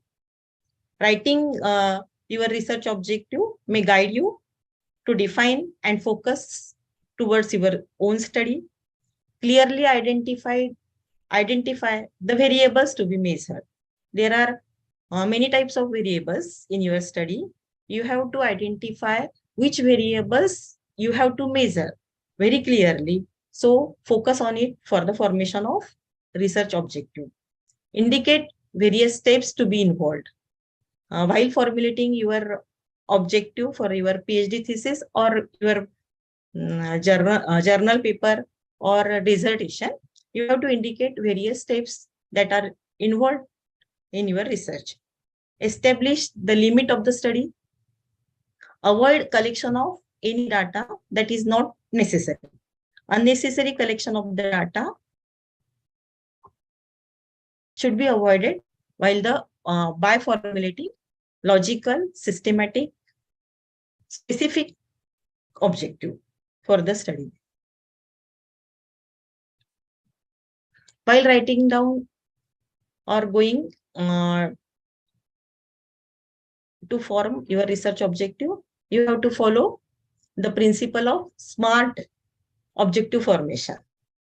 Another key step to writing strong research objective are SMART techniques you have to use that are specific. Your objective should be specific and clearly written, and there will be no room of confusion. What your study wants to specify. That is the specification of mentioning the objective is a very important part in writing out of the objective. This can help you to keep them narrow and focused during your study. Therefore, you have to mention specific objective.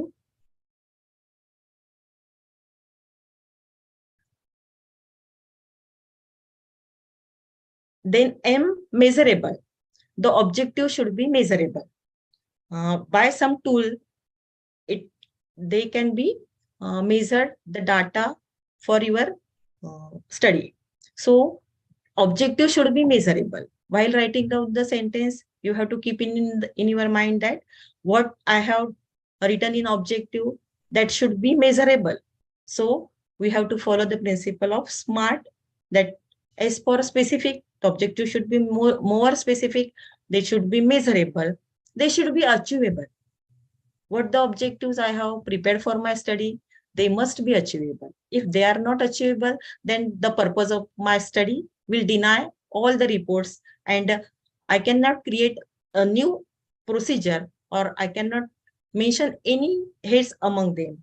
So you should prepare, create achievable objective that should be realistic, achieved to help you avoid getting overwhelmed by unrealistic expectation. Make sure you have the resources and budget to accomplish your objective.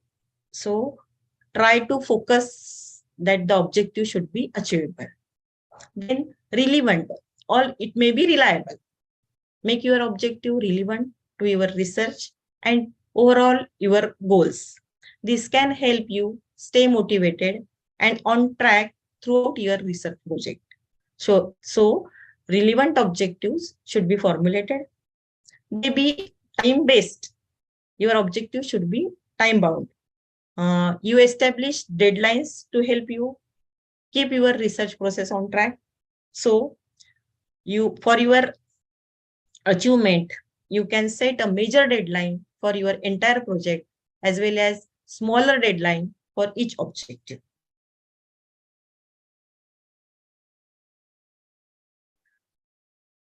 So you have to also follow rule of thumb for the objective formation of your PhD thesis or your research project or research paper or any research work. As the rule of thumb, there would be one research aim, and to achieve that goal, you have several research objectives.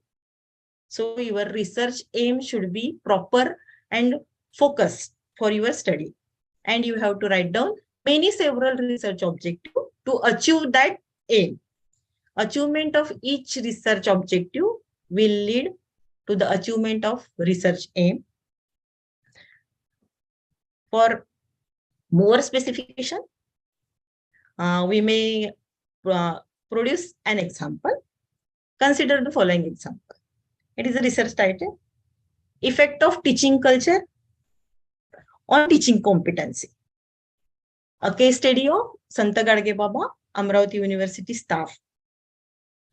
The area is limited, Sant Gadge Baba, Amravati University, and only staff from the Sant Gadge Baba, Amravati University should be the sample of this study. Then what I have to study? Effects of teaching culture. The parameter I have to decide of the teaching culture. Then parameters of teaching competency. As a researcher, I have to focus on it. That we have to assess the effects of teaching culture on teaching competency. The main aim is to assess the effect of teaching culture.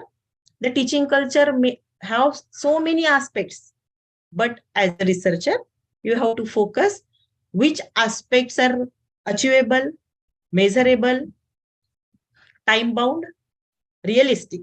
We have to focus light on that. And for that purpose, what are the research objectives for the study?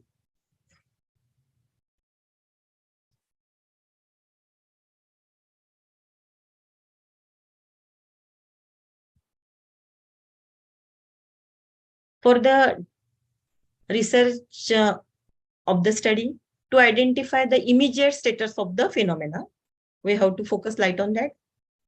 Fact finding, we have to proceed on the fact of the study to identify the present condition and point out the views of the present needs. What are the present needs of the culture? Is online, offline, blended learning? What are the strategies used by the staff for teaching and enhancing their competencies? How their teaching competencies can be enhanced? You have to identify the fact and focus on that fact. To identify the present condition and point the view of the present needs.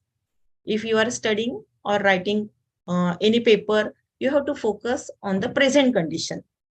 Don't go on the past conditions or futuristic. More futuristic, you don't have. This is not the need.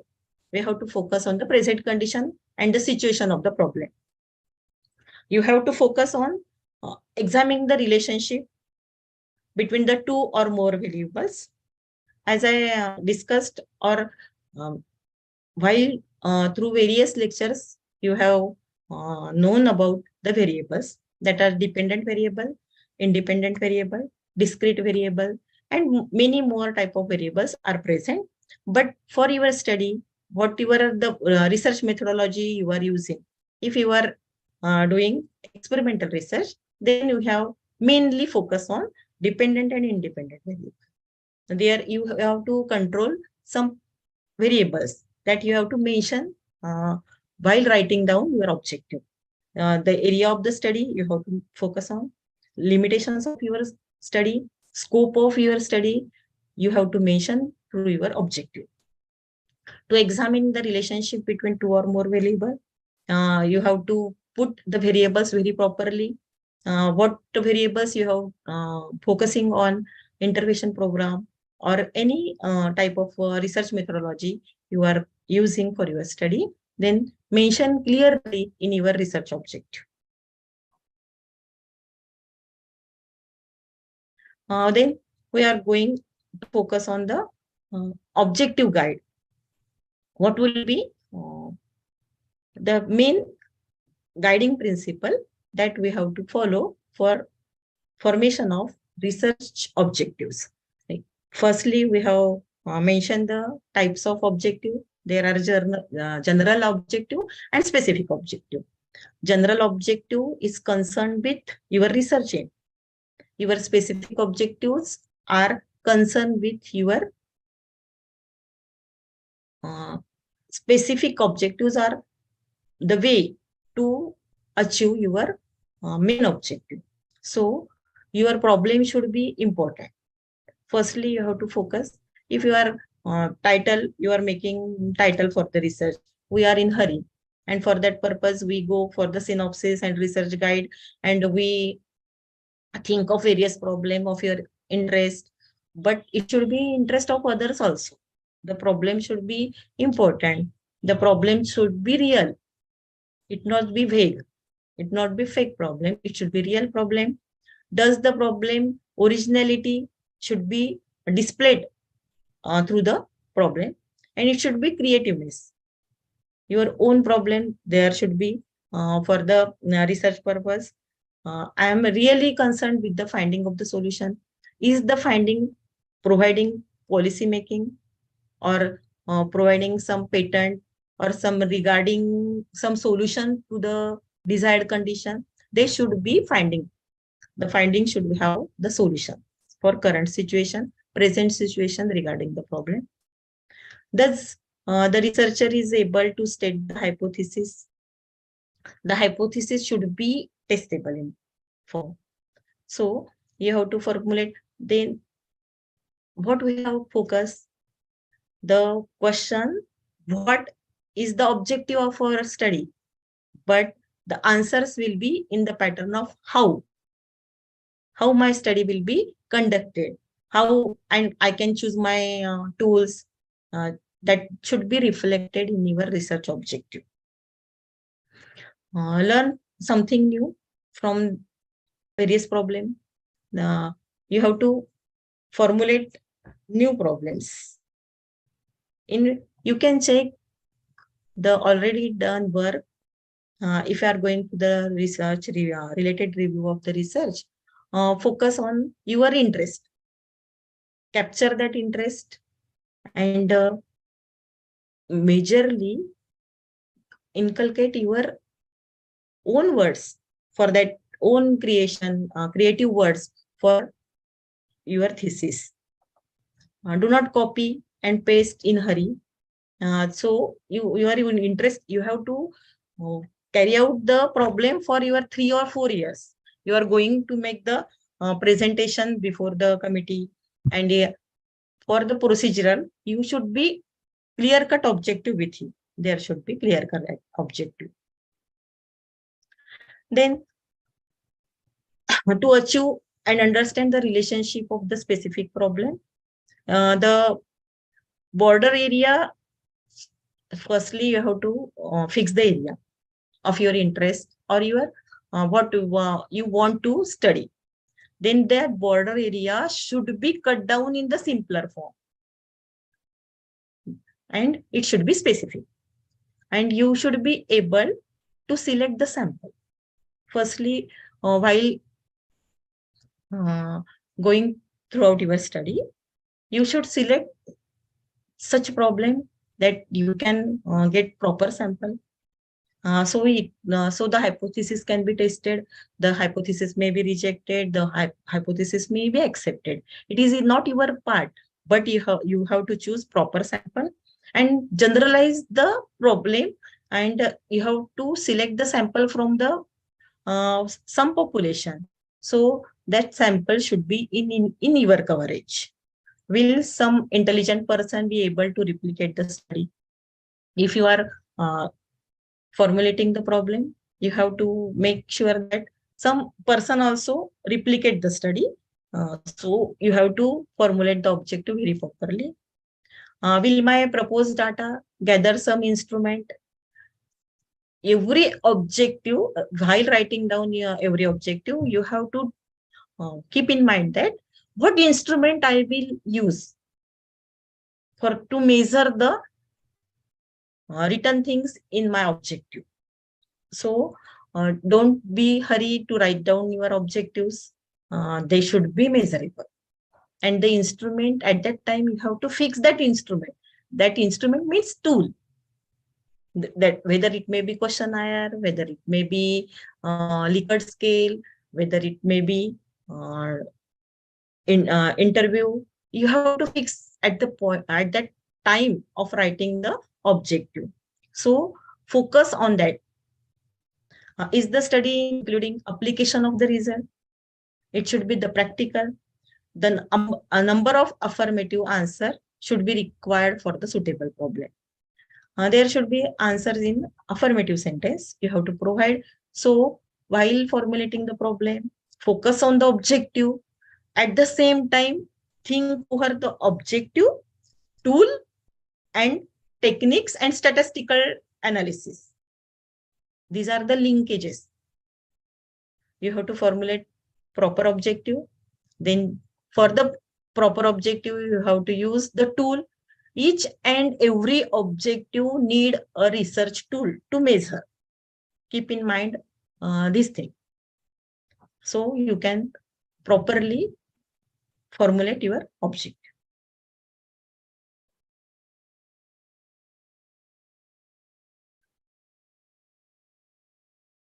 Then research objective, what they can address?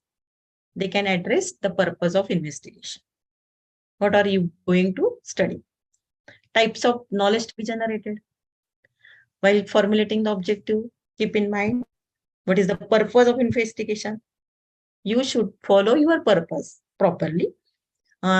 So you can study your problem very accurately. Looking at the objective of the research, one can anticipate that what is achieved by the study. Is policy document? Is any module? Is any intervention program? What is achieved? You have to focus on that. Be patient and studious regarding your research objective. A research objective include exploration, description, explanation, prediction. What is your study? That is a prediction of something. Effect of some intervention program on some skills. You have to follow research methodology. So for the proper research methodology, you have to formulate research objective very properly. If there is a descriptive study, nowadays we are facing the problem. Shall I write research objective? Shall I write research question? Some students are writing both. They are writing research question, research objective. No, that is not the way. For the descriptive study, objective can be stated as a research question only for the descriptive study. And for the casual study, the objectives are usually stated in the form of hypothesis. These two things are very necessary for any researcher or supervisor or any scholar. You have to follow the way. Don't write down research questions, research and objective also. If you are formulating research question, answer that question on the basis of hypothesis. If you are following research objective, then clearly follow the rule. You are null hypothesis you have to formulate. To be very clear, in that way, if you are experimental study, then the null hypothesis or directional hypothesis you may inculcate in your study.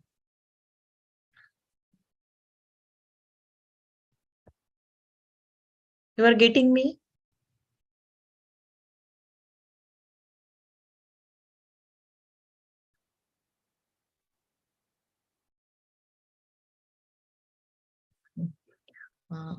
While clearing the concept, I have topic and objectives also. Study of isolated and combined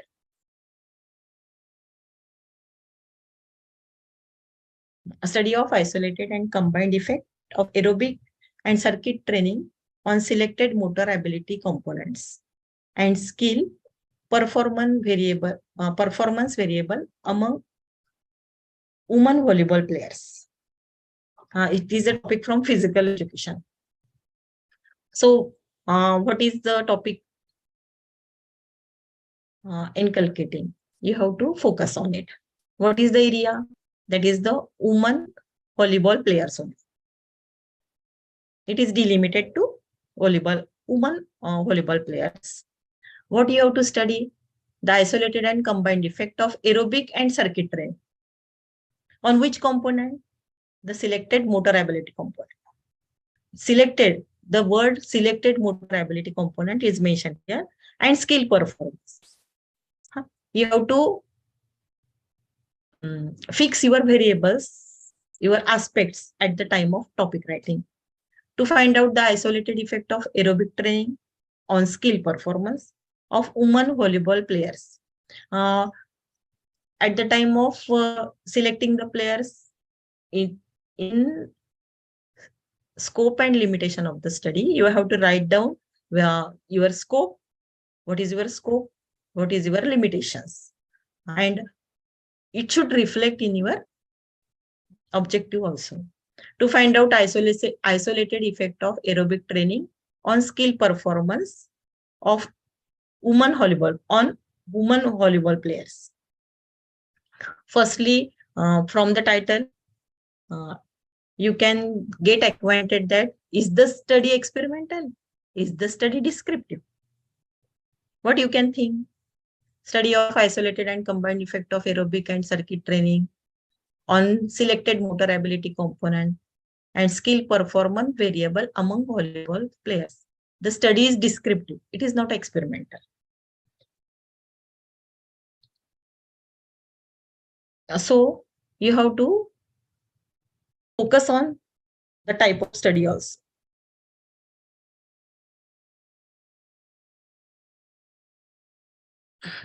Another example, development of an intervention program on brain-based learning strategies. You have to develop a program on brain-based learning strategies. This is the topic.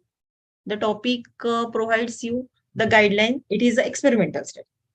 Whether it will be experimental study or it may be descriptive study. From the title, you should be clear which type of study we are going to perform.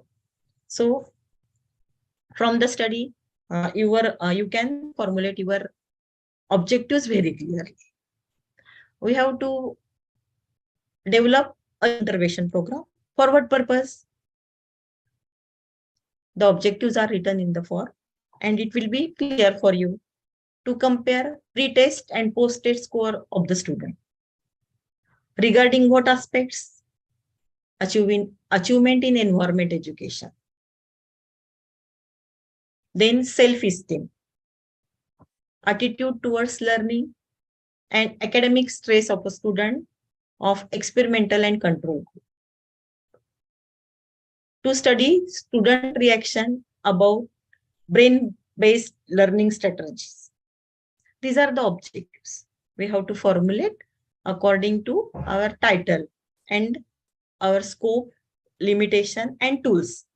To compare pre-test and post-test scores of the student. How will you compare? This is the achievement test in environmental education. By structuring environmental education achievement test, you have to compare pre-test and post-test. That is the tool and that is the objective. How you will compare self-esteem? You have to make a test for self-esteem.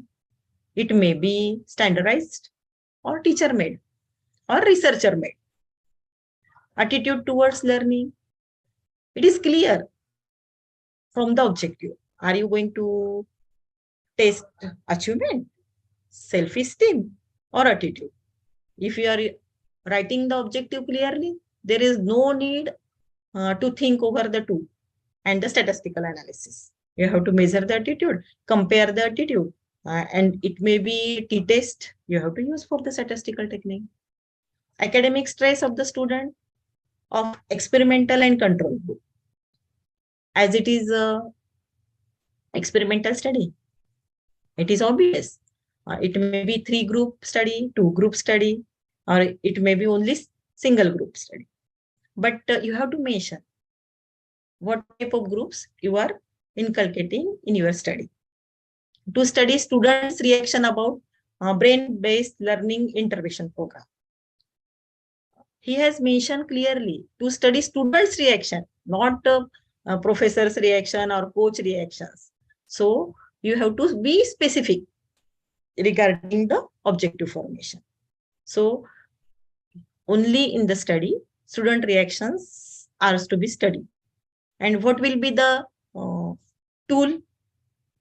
That will be the brain-based learning module. We have to, it may be module, it may be questionnaire. You can use for the finding out the student reactions. But the question should be regarding brain-based learning strategies. The questions related should be on the brain-based learning strategies. The strategies you have to fix on some parameter or from some aspects you have to design for the research. Then again, next topic is development of e-learning model.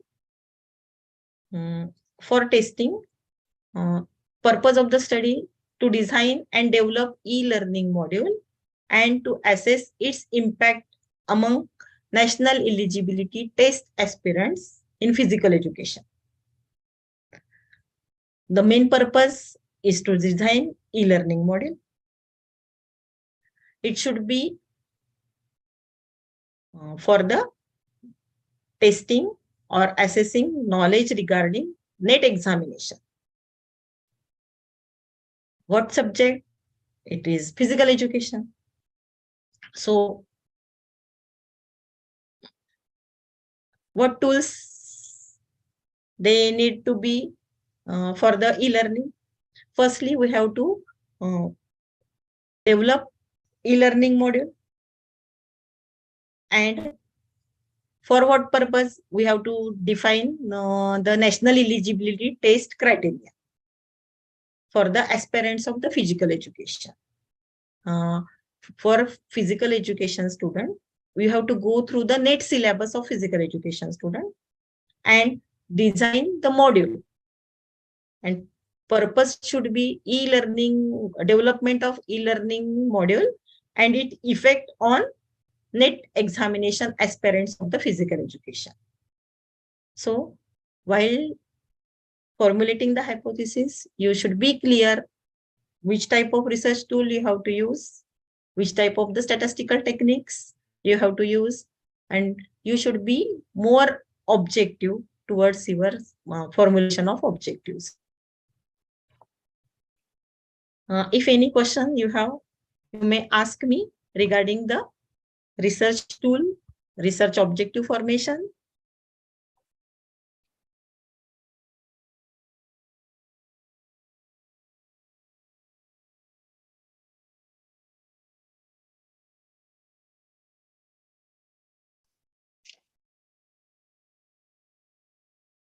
It is a time-bound program. So 15 minutes are for group discussion. You may ask me any question regarding formation of the research objective, regarding your title or your title of the research paper. You may ask. You may ask in Marathi, Hindi, English. Don't bother about the language.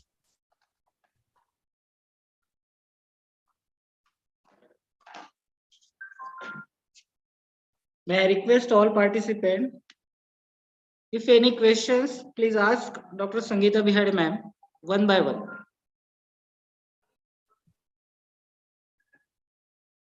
You can unmute yourself and ask question. Be interactive.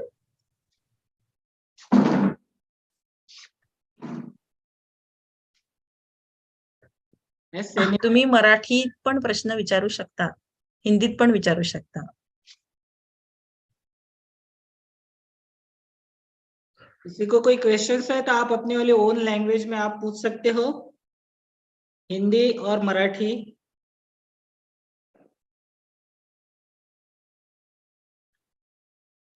I think ma'am मला वाटतंय की questions नाही आहे, तर आपण vote of thanks कडे जायचं. हाँ ठीक है sir. Okay, thank you very much ma'am. 7 days national workshop के छठे दिन का second technical session doctor Sangeeta Bihade ma'am, जिनका टॉपिक था objective formation and tools for research, जो यहाँ पे संपन्न हुआ है. और विशेष बात यह है कि मैम इस नेशनल वर्कशॉप की को ऑर्गेनाइजिंग सेक्रेटरी भी है, तो दोहरी भूमिका यहाँ पे मैम ने यहाँ पे निभाई है। तो इसीलिए मैं पूरे ऑर्गेनाइजिंग कमेटी की तरफ से और श्री शिवाजी शिक्षण महाविद्यालय और पदव्युत्तर विभाग शारीरिक शिक्षण संत गाडगे बाबा अमरावती विद्यापीठ की तरफ से मैं उनका मनपूर्वक आभार व्यक्त करता हूँ, तथा महाविद्यालय की प्रधानाचार्य तथा इस नेशनल वर्कशॉप की convener doctor Anjali Thackeray madam और को कन्वेनर प्राचार्य श्री शिवाजी शिक्षण महाविद्यालय के डॉक्टर विनय राउत सर, इनका भी मैं यहाँ पे मनपूर्वक आभार व्यक्त करता हूँ। और इस सेशन में सम्मिलित सभी पार्टिसिपेंट्स जो यहाँ पे पार्टिसिपेंट ने प्रेजेंट रहे हैं, उनका भी मैं यहाँ पे मनपूर्वक आभार व्यक्त करता हूँ। और आज का सेशन यहीं पे फिनिश होता है। और जो आज के सेशन की जो लिंक है वो आपको चैट बॉक्स पे और आपके व्हाट्सएप ग्रुप पे फीडबैक लिंक भेज दी गई है। सो मैं सभी पार्टिसिपेंट से रिक्वेस्ट करता हूँ कि आप वो फीडबैक लिंक को फिलअप करके सेंड कीजिए। और आज का सेशन यहीं पे फिनिश होता है। जय Hind. Thank you, sir. Thank you. Thank you very much, all the participants, for your patience listening and having no question. Thank you very much.